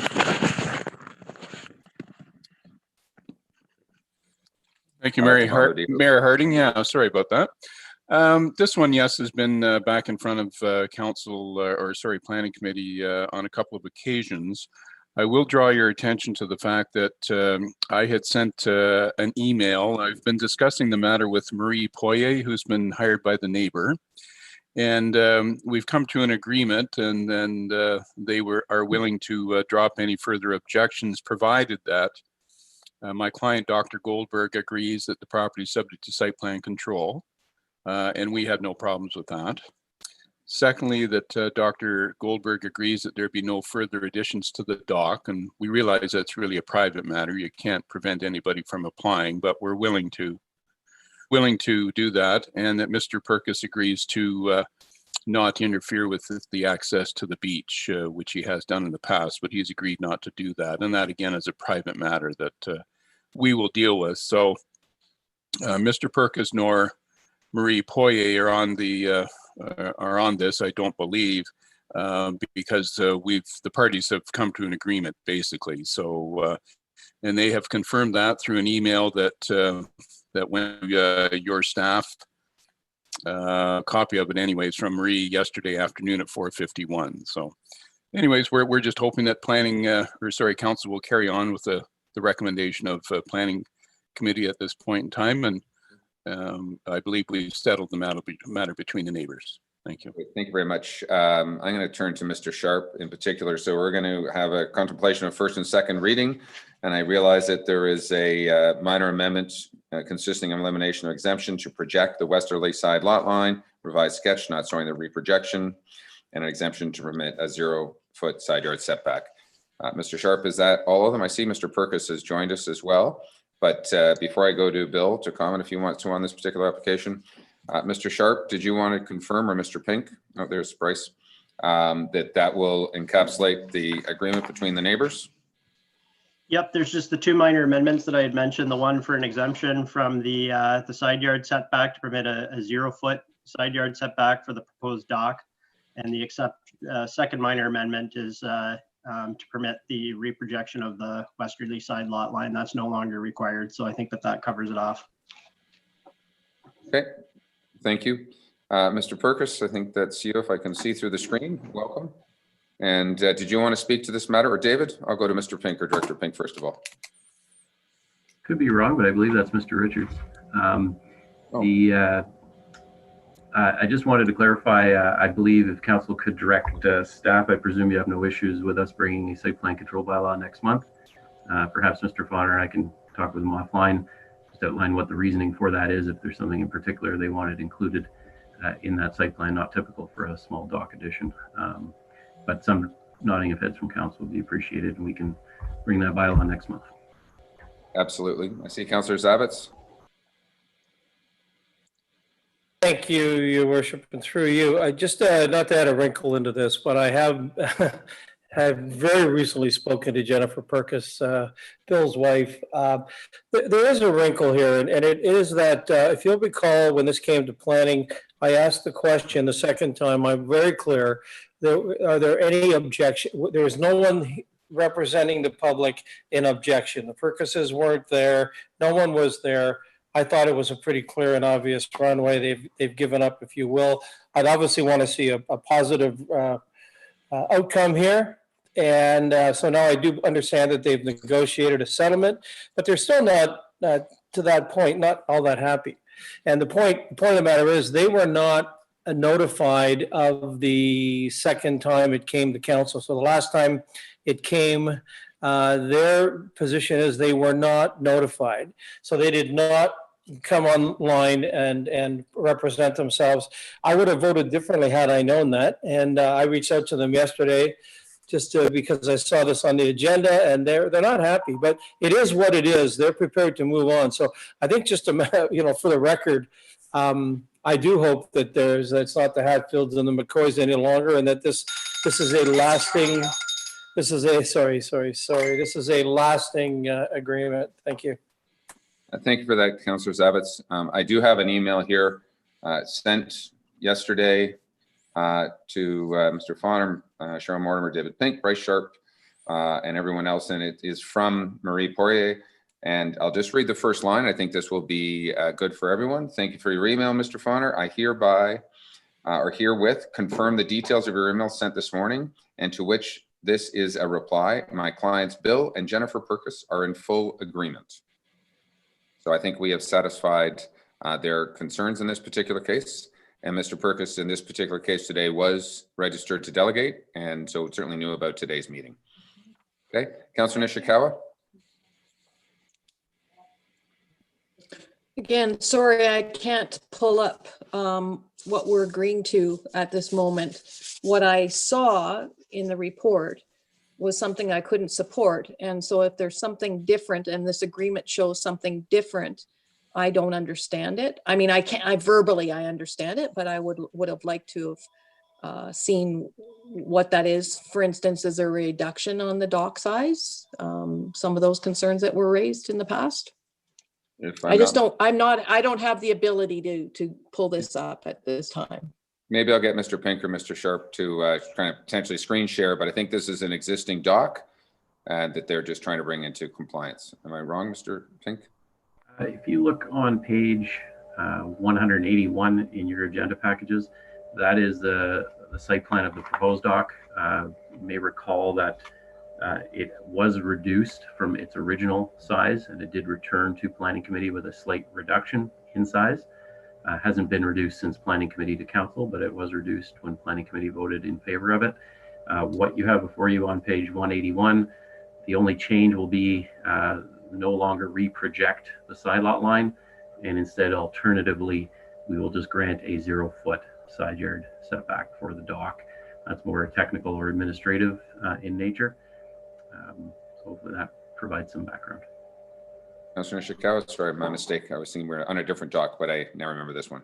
Councillor Nishikawa is okay. Okay. So I have a resolution here moved by Councillor Everts, seconded by Councillor Jaglowitz. Be it resolved that bylaw 2019-22 to amend comprehensive zoning bylaw 2014-14 Goldberg Rule 7971 be read a first and second time. All those in favor? That is carried. Thank you very much. We have a minor amendment, which is the elimination of projected side yard lot line. But it will also do a revised sketch to that, and but we are also now going to permit a 0-foot side yard setback, which would make this appropriate. Is that correct, Mr. Sharp? It is. I see that. Okay, Mr. Fahner's in agreement and Purkis are in agreement. So I have a resolution moved by Councillor Kelly, seconded by Councillor Mazan. Be it resolved that Township Council amend bylaw 2019-22 Goldberg, and this amendment is minor in nature and does not require further public circulation, is hereby approved prior to third reading. The minor amendment shall consist of the elimination of the exemption to reproject the westerly side lot line, a revised sketch not showing the reprojection of the westerly side lot line, and an exemption to permit a 0-foot side yard setback. Any further comments? All those in favor? That is carried unanimously. Third and final time, we've read the minor amendment. Moved by Councillor Hayes, second by Councillor Zavitz. Be it resolved, Township Council amend bylaw 2019. Oh, sorry, I had an extra resolution in my hands. Moved by Councillor Nishikawa this time, seconded by Councillor Roberts. Be it resolved that bylaw 2019-22 Goldberg be read a third time and finally passed. All those in favor? Carried. From an impact, we received, I believe, to Mr. Pink or Mr. Sharp, we had several discussions with the neighbor and the planners and have been able to find compromise. So certainly I think the change to the original plan where we are no longer projecting or reprojecting the side yard line is important. Is that enough? I think that's enough. Okay, there we go. That one's done, I think. And where are we going to? The Ezard and Brass. I'm not sure. Bryce, if you want to introduce that one. Yeah, sure. I'm having some difficulty here with my computer today. So if I'm cutting in and out, I do apologize for that. But Ezard and Braz Planning Committee essentially recommended that the exemption from lot coverage be removed from the application. If you recall, the applicants were proposing to reconstruct an existing boathouse and enlarge it. And they were also proposing an addition to the dwelling. The dwelling addition is still proposed and it does require a front yard setback exemption. However, the applicants are no longer proposing to increase the size of their boathouse. So there is a minor amendment required to remove that exemption from lot coverage requirements. And no new public submissions have been received. Okay, thank you. And I'm just trying to think who else did, Mr. Fahner, anybody want to speak to this particular one? No, I think we're good. We're good on that. So I'm going to read this. Oh, Councillor Edwards has a question.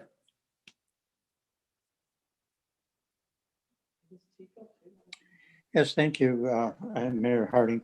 The boathouse staying the same size, is it going to be a peak roof or is it a flat roof? Because I know there was a lot of neighbors that were really concerned about the noise from that. I'm sure everyone read their package with all the letters of objection. Right. I'm not entirely sure. I would look to Mr. Pink. Perhaps he can confirm. If I can, through your worship, my understanding was the reconstruction of the boathouse has been abandoned and hence no longer need to increase the lot coverage. So they will leave the boathouse as is. If in the future they plan to redevelop it, it will have to comply with all setback and other zoning provisions. Okay, so boathouse is not a part of this application. Anyone else? Moved by Councillor Bridgman, seconded by Councillor Edwards. Be it resolved that bylaw 2020-169 to amend comprehensive zoning bylaw 2014-14 Zard and Brass Rule 5270 be read a first and second time. All those in favor? Carried. Thank you. Minor amendment, Mr. Sharp. Yep, so the minor amendment is just to remove the exemption from lot coverage requirements. Okay, thank you. Moved by Councillor Jagowitz, seconded by Councillor Kelly. Be it resolved, Township Council amend bylaw 2019-69 Zard and Brass, and this amendment is minor in nature and does not require further public circulation and is hereby approved prior to third reading. The minor amendment is to remove the request for 17.3% lot coverage. Any further comments or questions on that? All those in favor? Once again, unanimous. Thank you very much. There was a second blank. Third and finally, Moved by Councillor Kelly, seconded by Councillor Mazan, be it resolved that bylaw 2019-69 Azard and Brass be read a third time and finally passed. All those in favor? That is carried. Thank you. Any comments from council regarding submissions on this particular one? I don't believe we had anything that really impacted our decision. Mr. Pink, any other letters, or Mr. Sharp? There were concerns about the size of the development, and hence they did reduce the size of the boathouse. So you could note that, or you could stay silent. I guess your recommendation. I mean, the bylaw we passed, there was concerns, so they removed the boathouse, and I think would be appropriate. Okay. So this is when we can do the site plan control for the one you put aside over there. I have one to read for site plan control.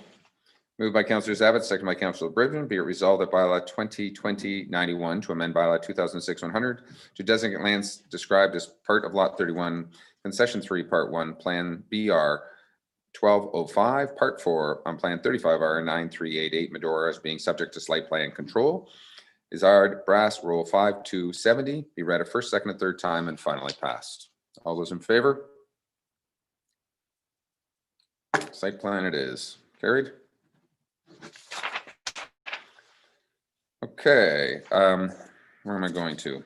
Can I just go back? You know, Sure. There was that first one, the Goldberg one, was, Clerk has just asked me to back up for one moment. I'm not sure if there's any requirement to confirm we want site plan agreement because of that agreement. Mr. Pink, there was a question on site plan control. Do you need staff, just a direction from council to delegate site plan control to staff on Goldberg? I don't believe it would be delegated to staff. It is what I would call minor or residential development. But right now I did receive direction to bring a bylaw to post site plan control to council next month. Right. Madam Clerk, you're okay with that? So next month it's coming. Okay, let me just see where we are. Sarah, Okay, we've got another bylaw. Moved by Councillor Zabit, second by Councillor Bridgman. Be it resolved that bylaw 2020-29 to amend comprehensive zoning bylaw 2014-14, Saffron Rule 4959 be read a first and second time. All those in favor? Carried. Any minor amendments, Mr. Sharp, to this particular one, or Mr. Pink? No minor amendments for Sarah Finch, no.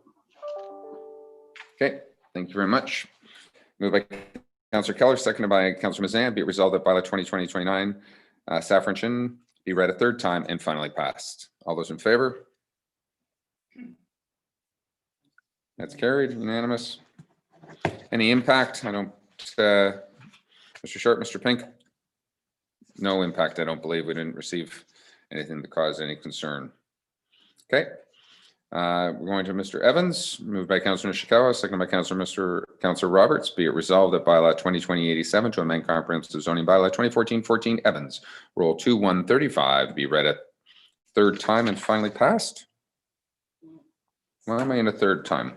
because it's just been put in the wrong order. It's in the wrong order. Let's not go third time. Hang on. There we go. Here we go. Be resolved, Township Council amend bylaw 2020-87. This is moved by Councillor Edwards, seconded by Councillor Hayes. Evans. This amendment. Here. Amendment. I think it's just. Evans. a typo. Evans. Oh, we read a first and second time. Put it first, yeah, the first and second time. I think it's a typo.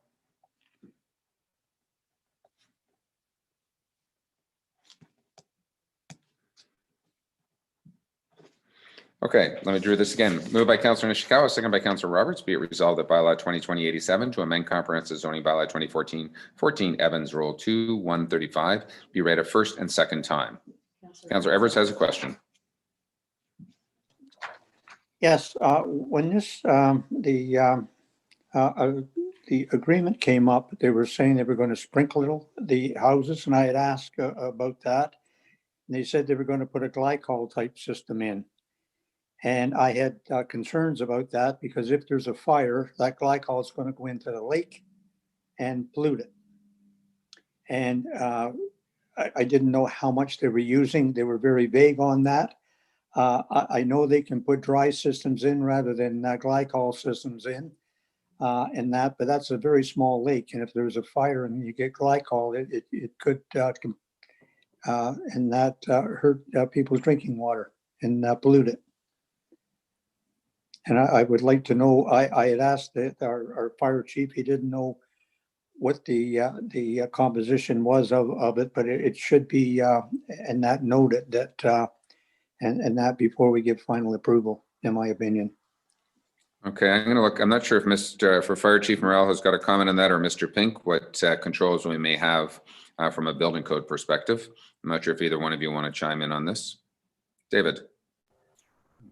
Just to clarify on process, and I would look to the fire chief to comment on the materials and comments, but keep in mind that I think Councillor Edwards, you're referring to a subdivision agreement, which council did approve of last month. What's before you today is a zoning bylaw amendment, which largely puts restrictions on the property. It zones additional areas, environmental protection. It restricts development in certain areas and implements environmental studies, fish habitat studies, etc. The firefighting measures and the glycol and the sprinkler of buildings was dealt with in a subdivision agreement that, as I say, council previously approved. Certainly, we will note the concern to the fire chief, and I'm looking forward to his comments as to how perhaps those concerns could be mitigated. Chief Morrell. Through you, the only comment that I would make is when I consulted with the people that look after sprinklers, their comment to me was that most of these systems do not use a lot of glycol in order to achieve the antifreeze protection that we're looking for. There's no perfect scenario where you have a fire and a spill won't make its way into a water body.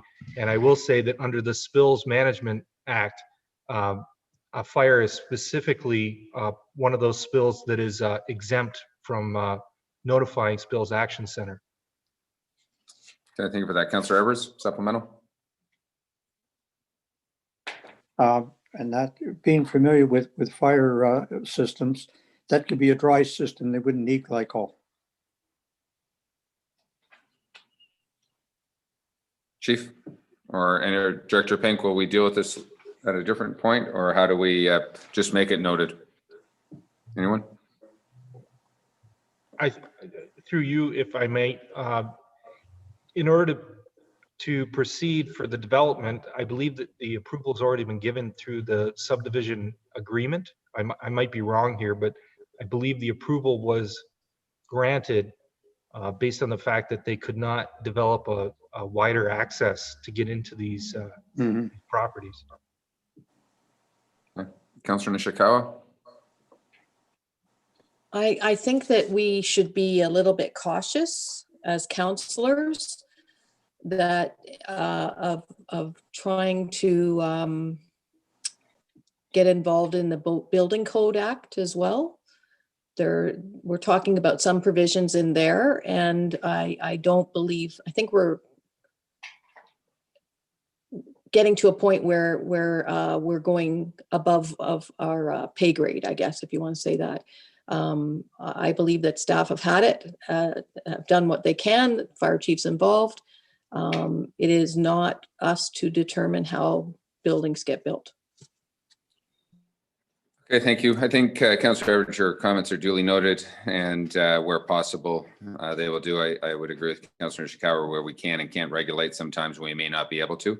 And I also appreciate Chief Morrell's comments that if limited amounts of glycol were used to extinguish a fire, I think that's probably net better than letting the forest burn down or potentially having to cause other implications depending on a different system. So I'm not sure the financial cost of one system versus the other system, but obviously building code is regulated this way. So, so I've read this for first and second time. I'll call the question. All those in favor? Thank you very much. That is carried unanimously. Mr. Sharp, do we have any minor amendments to this? Thank you, Your Worship. There are two minor amendments. The first is that permitted uses in the open space private OS2 zone will be restricted to conservation and open space recreation. And this is in light of official plan policies for the rural waterfront interface. And the second minor amendment is that a forestry operation in a wayside pit and quarry will be prohibited in the rural RU1 zone. And that's just an added measure that we recommended to protect wetlands over the rural portions of the property. Okay, thank you. So I have a resolution moved by Councillor Hayes, second by Councillor Zavitz. Be it resolved that Township Council amend bylaw 2020-87 Evans, and this amendment is minor in nature and does not require further public circulation, is hereby approved prior to third reading. The minor amendment shall consist of the permitted uses in the open space private OS2 zone, being restriction to conservation and open space recreation, and that forestry operation, wayside pit and quarry be prohibited in the rural RU1 zone. Any further comments? I'll call the question. All those in favor? Unanimous, thank you. Okay, going to third reading. Moved by Councillor Bridgman, seconded by Councillor Edwards. Be it resolved that bylaw 2020-87 Evans be read a third time and finally passed. All those in favor? Carried, thank you. Mr. Pink, can you remind us a little bit about any of the public input on this? Councillor Edwards certainly on the glycol. Anyone else? Public comment? We did receive some general concerns and clearly broader concerns with respect to the overall subdivision, but no objections to this particular application. As I said, it largely imposes restrictions on the development as a condition of approval. Okay, so no real impact. Okay, thank you very much. Appreciate that. Let's move to the next one. Cawston and Gormley, and we have some delegations on this one as well. Do we not? Yeah. Okay, Mr. Sharp, do you want to give us a quick introduction?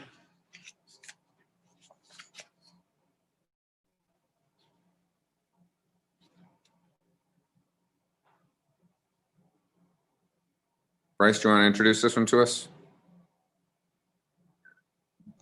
Sorry about that. I'm having issues here with my internet, but yeah, the next one is in the name of 2540158 Ontario Limited.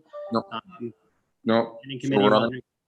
Planning committee will recall that there's quite a few exemptions. The subject property is in Port Carling. It involves the creation of a number of new lots, some rezonings, and some exemptions to permit multi-res development, again in Port Carling. There's no minor amendments and no new public submissions have been received on this one. Okay, Council, we jumped ahead one a little bit in our agenda package. We are now on item 6, which is 2540158 Ontario Limited, which is on page 320. Cawston, we're going to back up to Cawston in a second. Let me just myself jump ahead, if I may, on the bylaw. Page 320, thank you.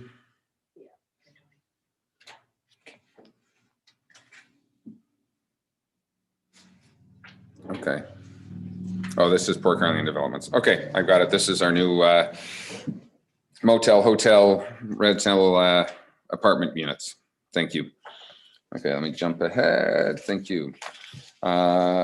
Moved by Councillor Jaglowitz, second by Councillor Kelly. Be it resolved bylaw 2020-89 to amend comprehensive zoning bylaw 2014-14 2540158 Ontario Limited Rule 5304 be read a first and second time. All those in favor? Carried. Thank you. Bryce, any minor amendments in regards to this? No minor amendments. No minor amendment. Thank you very much. Moved by Councillor Mazan, seconded by Councillor Nishikawa. Be it resolved that bylaw 2020-89 2540158 Ontario Limited be read a third time and finally passed. All those in favor? That is carried unanimously. I think, Mr. Pink, from a public comment perspective, we are happy to be applying and adding apartment units in Port Carling for affordable housing. That suffice for your comment? Okay, and now we got to back up. Where'd I go? Not over to there. Hang on. Okay, jumped ahead. Let's go back. to this one. Now, this particular application, if I'm not mistaken, was turned down by committee. Was it not? But there's a bylaw before us here today. I know that Mr. Fahner would like to speak to us on this one as well. So, Bryce, maybe do you want to introduce it quickly, and then we will come back to listen to Mr. Fahner. Thank you. Sure, the bylaws in the name of Cawston and Gormley, and the exemptions on the table were for cumulative shoreline structure width and side yard setbacks for a boat port and, a boat lift and a dock. And you're correct, Planning Committee did defeat the application and bylaw. Okay. Thank you. I gotta get to the right page here. My apologies. 296. There we go. See a nice picture. Okay. Let me just go to Mr. Fahner. Do you want to speak? Obviously in favor of this right now. Yes, thank you. I'm not sure whether you want to have the neighbor speak and me respond to any of their concerns, whether you wish to have them speak first. That's entirely up to you. I think at this particular point, I'll give you to give us a quick overview background. Then I'm going to have the neighbor speak, and then you can always respond accordingly. Thank you. Okay, thank you very much, and thank you for the opportunity to address council. This is a matter of a boat lift, which does require two exemptions in particular. One, that it makes it wider than what would normally be permitted, and the other is it is going closer to the side lot line projection. But again, it is a boat lift. A boat is entitled to be parked in this particular location, and this is not changing that. So that is still allowed. And anyways, I know that was mentioned there was a concern regarding safety, and I'm not sure. The boat is still going to go in and out of the same location. So my apologies. That's my phone in the background. I can't get to it. Anyways, the safety aspect won't change whether there's a boat lift there or not. In terms of view, it doesn't obstruct any view out to the water. I believe it's a sort of subjective. One thing too, the boathouse definition does allow you to have a boathouse as long as it is used to store marine related equipment. That's in your definition. So they do have a boathouse. Yes, he does. He has closed in the slip of that. He is considering reopening it. He's considering purchasing another boat at this time. I think maybe that's all that I'll say, except Seguin Township, I think, actually has it right. These boat lifts that don't have any bars to them that hold up a canopy or a roof, Seguin Township does not include that as a structure and does not include that in boathouse width or dock width. So anyways, I'll wait to respond to any of the outstanding concerns. Thank you. Okay, thank you. I know we have Mr. and Mrs. Teakle who are with us today, Janet and Doug. Maybe I'll let you speak to this and to your concerns at this particular point. Welcome. Hello, good afternoon, Mayor Harding and Council. My name is Doug Teakle, and I am joined by my wife, Janet Teakle.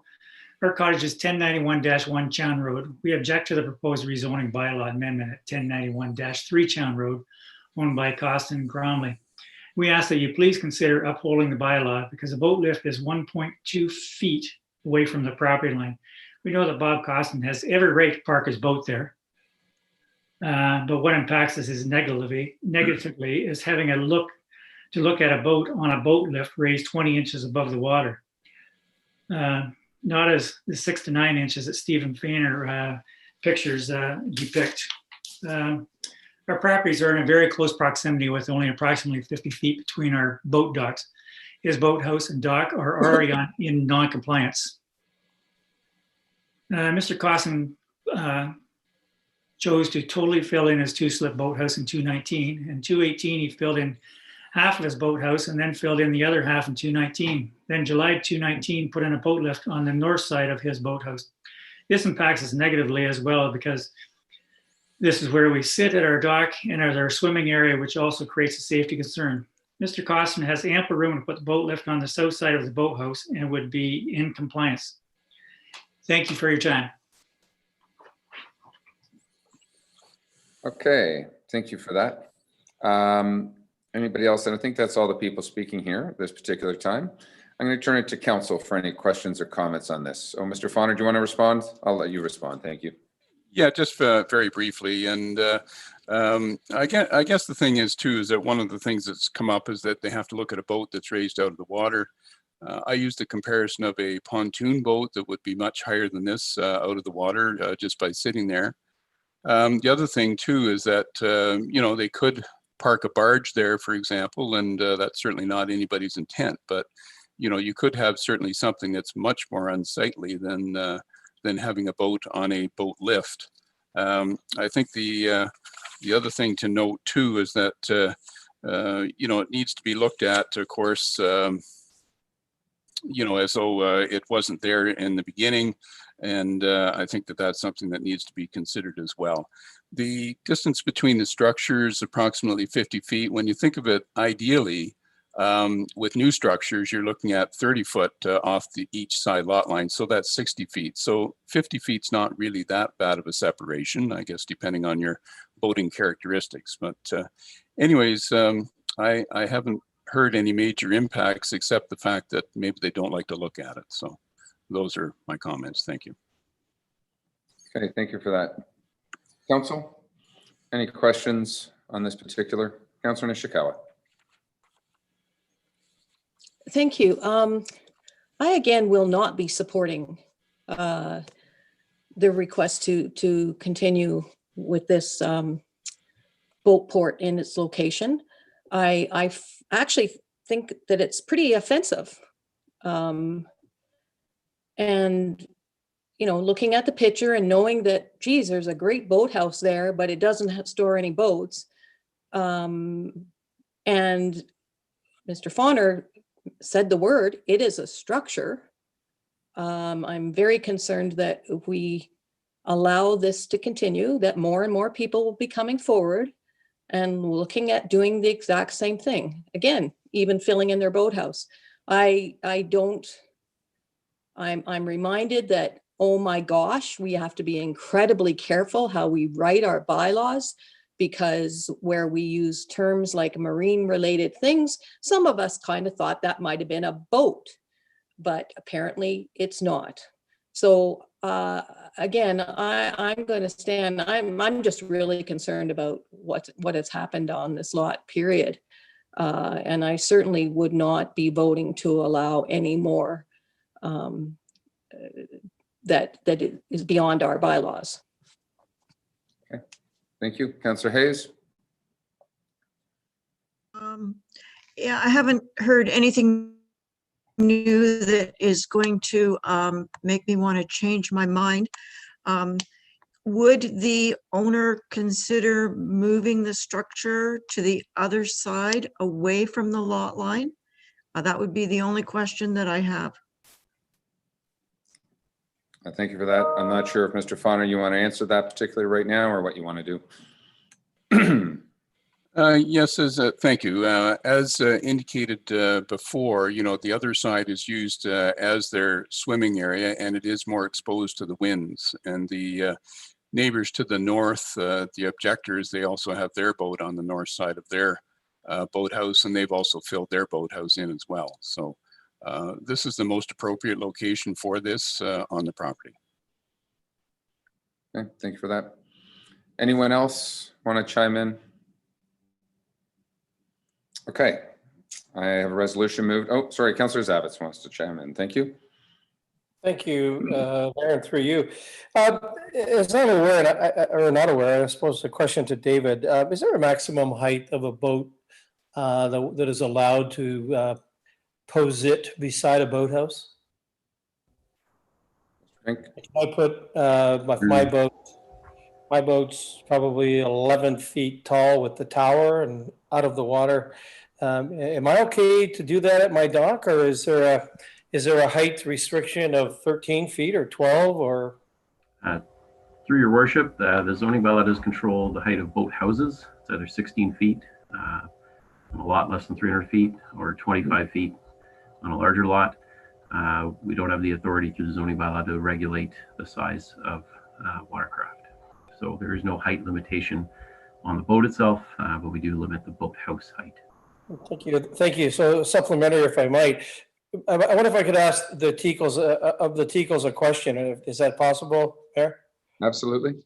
Thank you. Thank you. So to the Teakles, I wonder if this boat lift had a boat on it that was just broke the surface of the water, just enough so that there was no rocking and damage from the wind and from other boat traffic. Would you be fine with that? No, Essentially, it's not 2 feet. No, it's the bylaw. There's no reason why the boat can't be parked on the other side. I can legally park my boat on either side because I've got the space. And we do. We park the boat on the other side, and also we can park it on our other side, which we did the first year we had our boat. Then I put it on the other side. So the height doesn't matter to me. Yeah, thank you. And if I might, through you, Mayor, so yeah, you may park on that side, but he does have the option, and anyone has the option, as I do here at my boathouse, to park on either and or both sides of the boathouse. Correct? There's no question. We're not questioning that. That has nothing to do with our bylaw. Correct? I don't know, David? Mr. Pink? Your worship, that's correct. We again cannot control where on the dock they happen to park their boat. Good, thank you. So it seems to me, if I might, just to summarize, that this is an interpersonal problem between two neighbors. And, you know, I think the bylaw is taking it on the forehead here, or the chin, when in fact, you know, the bylaw is what it is. And if the boat is at the side of that dock and they simply don't raise it to where the neighbors come over and find it objectionable, there's no harm, no foul. Like, I don't even know why this is in front of us. Clearly, there's two parties that can't get along. Councillor Edwards. Sorry, actually, I'm going to go to Councillor Bridgman first, then Councillor Edwards. Sorry. Thank you, Barb. Okay, thank you, Mayor. I disagree with Councillor Zavitz. I had to put a boat lift in this year, 2 of them, because of the wakeboarding boats. Your boats have to be out of the water about 3 feet to miss those waves. And it's a really ugly, it would be, they're not pretty. And so there's a huge impact on, I think, on the neighbors on this, but I agree. He could put it on the other side of his boathouse because he chose to cover his boathouse in with 2 slips. And so there is no way that I would begin to support this. Okay, Councillor Edwards. I agree with and that Councillor Bridgman, and that it's the thing is this, it is a structure. It's on the bottom of the lake as well. And that he can put it on. If you look at it, it's too bad we don't have the pictures, but if you look at that from the lake, all you see is boathouse, house, and bunkie. And that it's just taken the whole front up. The bylaw says no boat lift there because he's too close to the property line. And that's what I'm saying no to. Okay. Anybody else want to chime in at this particular point? I'm going to read a resolution moved by Councillor Kelly, second by Councillor Mazan. Be it resolved that bylaw 2020-88 to amend comprehensive zoning bylaw 2014-14, Cawston Gormley Rule 48-1901 be read a first and second time. This would be voting in favor of the variance to allow the boat lift on the side of the dock. All those in favor? And all those opposed? Madam Clerk, you're comfortable that that has been defeated. Thank you. No point in reading a third reading. And from an impact perspective, Mr. Pink, I think the impact on the neighbor supporting our current bylaws is why council have chimed in particular. Would you agree? I think council, we agree that the neighbors submission has certainly weighed heavily on us. So thank you. Okay. We have one more. We're just going to, oh no, I think we're done. It's done all our bylaws. We're now going to move quickly. We have to a couple of delegations, and that is regarding, let me go back to the beginning here. I think the first delegation would be that of Mr. Richards and Mr. Pearce regarding item 8K, which is legacy cottages. So, Mr. Pink, do you want to give us a quick overview as where we're at from a background perspective? and how we've gotten here today, what we did at our last planning committee meeting, where we've gone in the past with other condo use agreements, and what's all sitting before us today. David, I'll let you sort of introduce this, and then I'll go to Mr. Richards and Mr. Pearce. Thank you, Your Worship. Just provide background, a draft condominium agreement for this development, which I don't need further background information on, was brought to Planning Committee in September. Council heard input from the public on that draft agreement, and staff have been negotiating with the proponent since that time based on that input received. And we were hopeful of having an agreement before you today. Unfortunately, those negotiations still continue. Okay, thank you for that. Appreciate it. I have, are Mr. Richards and Mr. Pearce going to be speaking at the same time or individual? I've got you both down as one delegation. I see Mr. Pearce. We'll be speaking separately. Okay, so I'm sort of, I see Councillor Jagowitz has his hand up right now. I'll ask a question for Councillor Jagowitz first, and then I'm going to go to the delegates. Councillor Jagowitz? Yes, thank you. Through you. I just didn't hear the last part of Director Pinks. He said negotiations have, and I lost it. I wonder if you just repeat the last part of his statement. David? Just reiterate, Mayor, the negotiations are ongoing and they're still continuing, and we do not have a final revised version to present before you at the current meeting. Okay, thank you for that. Okay, I see Mr. Pearce first of all, so Ken, I'm going to let you take the floor, and then I'll go to Mr. Richards. And I'll remind you have 5 minutes. Very good, thanks. In light of the fact that there isn't an actual agreement before council today, it's rather difficult to comment. So I think when this comes back on with an actual agreement, it would probably make more sense to delegate yet again based on what the changes are to the agreement. First of all, I'd like to thank Mayor and councillors and staff for allowing me the opportunity to delegate. I thank you for Director Pink clarifying that it was the draft agreement prepared by the developer and submitted to Planning Committee at the Planning Committee meeting last month. I wasn't sure with nothing before me what I was going to be delegating to. I think that the staff report for the Planning Committee said that the appeal period had expired, but I infer from the comments made at the meeting that you've now obtained legal advice that that was not quite accurate, and that was of course clarified at the Planning Committee meeting as well.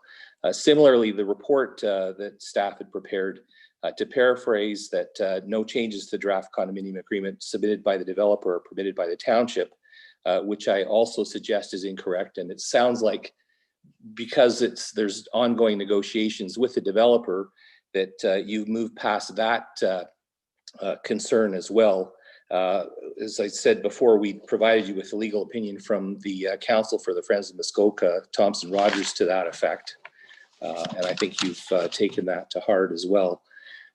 As we said before, and it's my opinion as well, that the township is entitled to make changes to the draft agreement submitted by the developer in order to implement Section 11 of the draft conditions of approval. And that's the section in the draft conditions of approval dealing with the condominium agreement. And that's the agreement that's between the developer and the township, as opposed to the draft conditions of approval, which are between the district and the developer. The Villas and Touchstone LPET decision was very clear on this point. At section 166, the tribunal read the proposed condominium agreements for Mist and Villas submitted by council. And this is the exact wording. However, it is only the conditions of approval that are before the tribunal in this matter. The tribunal has no jurisdiction in this matter to impose a condominium agreement on the township, particularly one in which, as the tribunal understands it, they are not a party in creating. I acknowledge that the number of weeks in the rental pool and et cetera set out in the conditions and the other conditions cannot be changed, but the implementation of the conditions into a condominium agreement can. The LPAT chair specifically noticed this at the end of his order, where he said, in the event that there are any difficulties implementing any of the conditions of draft approval, the tribunal may be spoken to. And this again is an acknowledgement that there may very well be issues in the implementation and the negotiations for council. It's not supposed to be just a cut and paste of the conditions. They in fact don't lend themselves to that. You can't just take the conditions and stick them in an agreement. There has to be wording to make the conditions actually work, and that's what I would refer to as implementation. And if you can't agree with the developer, it's open to you, as I say, just to bring a simple motion for clarification back to LPAT. The LPAT chair has in fact invited this. He in fact acknowledges that this is a very real possibility, and that's true for most court orders and tribunal orders, that the devil is in the details, and you sometimes end up back before them to actually implement. And just to further this, enforcement is part of the implementation process. How to enforce the restrictions imposed by LPAT. You'll note out here that you are not permitted to include enforcement provisions because, one, they're not in other condo agreements, and two, the normal restrictive language. My response to that would be, these agreements are not static. Improvements can be made, and best practices do change over time. The second thing is the Manette Joint Policy Review Steering Committee recommended these types of enforcement provisions that have been put forward and that you're looking at in their recent final report. And as you're all aware, legacy is in Manette. The third point I'd make is the Touchstone and Villas LPAT decision. The tribunal noted that enforcement is a township matter. It's not a district matter. And that was in numerous places, sections 111 to 114 and section 140 and 141. And I'm not sure if you were aware of this, but enforcement is your issue. And I know you're talking about more bylaw enforcement officers and enforcement. Mr. Pink knows that he needs to have the toolkit with which to do it. The fourth thing I'd mention is Friday Harbor. Enough said about that. The fifth thing I would say is, yes, there could be no more land use restrictions, but enforcement is not a land use. It's rather an implementation issue. The last point I'd make is binding on unit holders. If you obtain appropriate confirmation that unit holder obligations in the condo agreement, such as having to register at the front desk and not receive mail at their units, are binding on unit owners and the township can enforce those obligations, I'm okay with the condo agreement as is. But if that's not the case, if you can't get comfortable with that, then these obligations need to be included in the condo declaration, which is binding on unit owners, and the township needs to be able to enforce them directly against the unit owners. There has to be what's called privity of contract. There has to be a contractual relationship between the township and the unit owners regarding those obligations. If there's not, they're unenforceable against the unit owners. Those are my submissions today. Thank you very much. If there are any questions, again, as I say, I would probably want to delegate once there's an actual agreement to comment on. Okay, thank you for that, Mr. Pearce. Council, any questions of Mr. Pearce at this particular point, or we'll just sort of take, I think, his advisement. And as council, we have not seen any revisions or where we're at with our own negotiations back and forth since the last iteration, if you will. So I think with that, I'm going to turn to Mr. Richards. Paul, and I'll have you comment to us at the same time.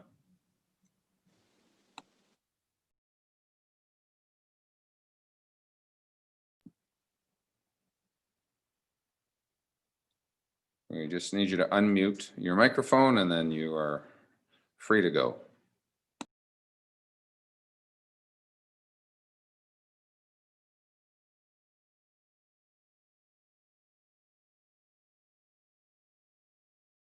I turn to Mr. Richards.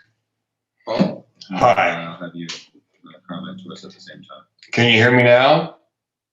We can hear you, Paul. The one thing I think is you may be listening to and watching a video screen on the background of our recording that seems to have a bit of a delay. And I'm going to try and get you to turn that off. Unmute your microphone. Yeah.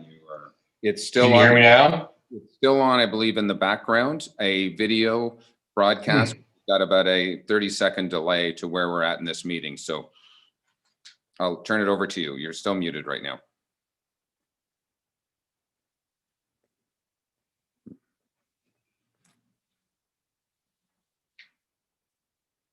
One thing I think is you may be listening to and watching a video screen on the background of a recording that seems to have a bit of a delay. And I'm going to try and get you to turn that on, mute your microphone. Yeah. That's still right now. Still on, I believe, in the background, a video broadcast got about a 30-second delay to where we're at in this meeting. So how do I turn it off? Over to you. You're still muted. Well, I think you have a second monitor window open to monitor the proceeding of the meeting, not in this meeting specifically. So you need to close one of your browsers, not the Zoom browser. And you're still muted.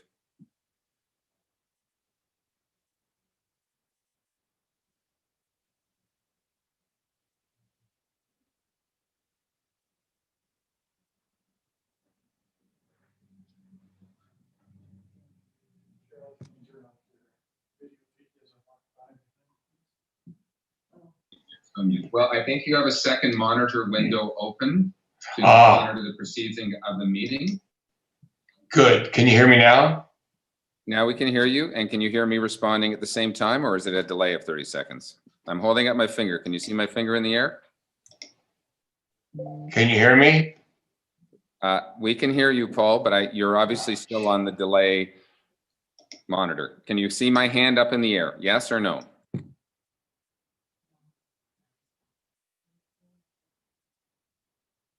Okay, we turned your video off, Paul, or you turned your video off, but I think the problem is you have a couple of screens open. Hopefully we can fix this, but if we cannot, we unfortunately may not be able to have your delegation today because unfortunately you are 30 seconds behind and you continue to hear myself. Unless you want to just keep speaking and we won't be able to interact with you. So if you want to unmute your microphone, I'll let you do that. For that, council will be about a 30-second, maybe a 45-second delay. I'm not quite sure yet.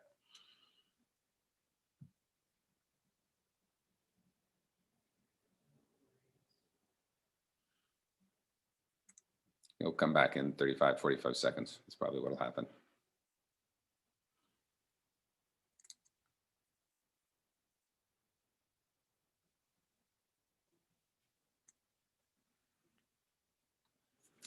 Okay, Mr. Richards' microphone is off, his video is off. I'm assuming he's still listening to us on a delay through the meeting. And Ken, I'm not sure if you're with us. You were fine, but I'm not sure we're going to be able to listen to Mr. Richards at this particular point. There's Ken. Yes, no, I think he can probably delegate at the next meeting when the agreement comes forward again. And he's got a written submission as well, which he was going to go from. So you can probably submit that as well if we can't get him in today. I think we're struggling with getting him in, and maybe one of his friends can advise that he needs to not have two windows open and one be listening delayed. So he's still muted. And Director Pink, did you want to comment right now? Mr. Richards did send me an email of what he was going to say. If you wish me to read it, that is one option. I see Councillor Nishikawa has that in the air. Certainly, Mr. Pink, if you want to read that, that'd be great.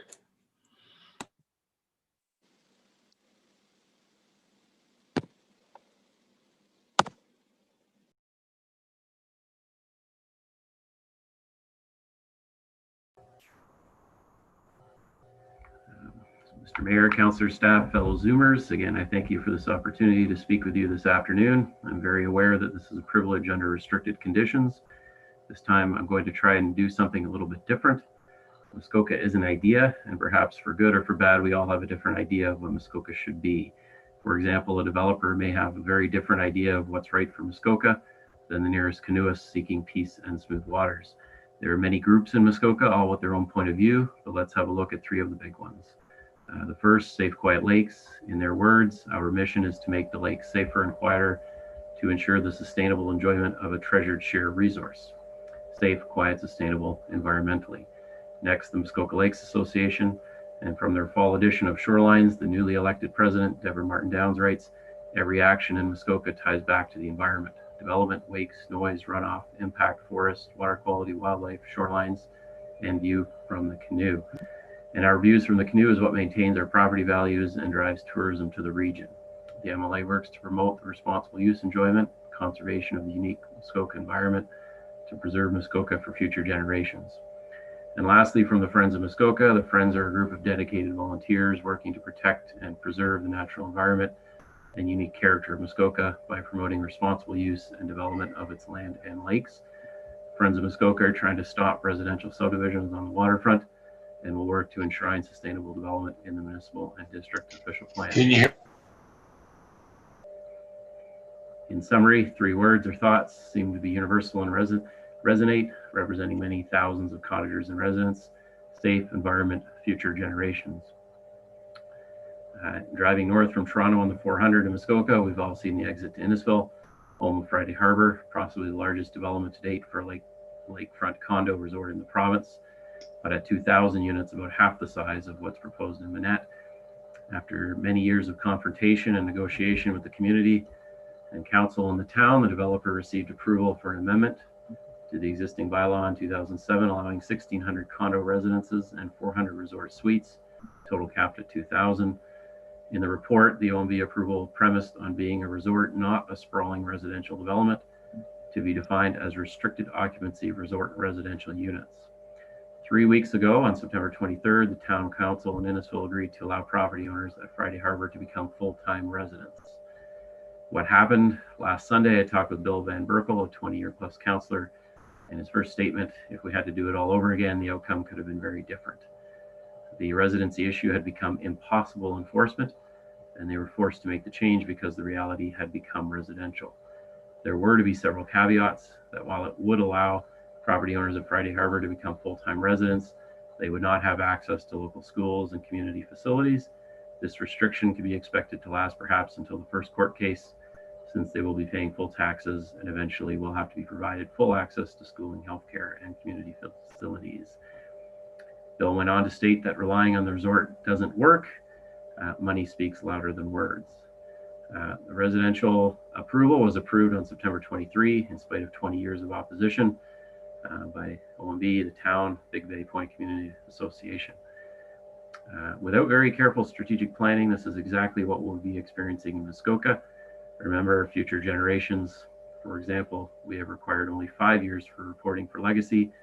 5 years, future generations will wonder what on earth were we thinking.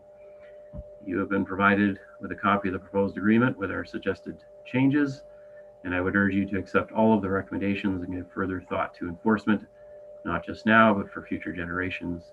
We owe it to them. This may be our only opportunity to provide safe environmental future generations.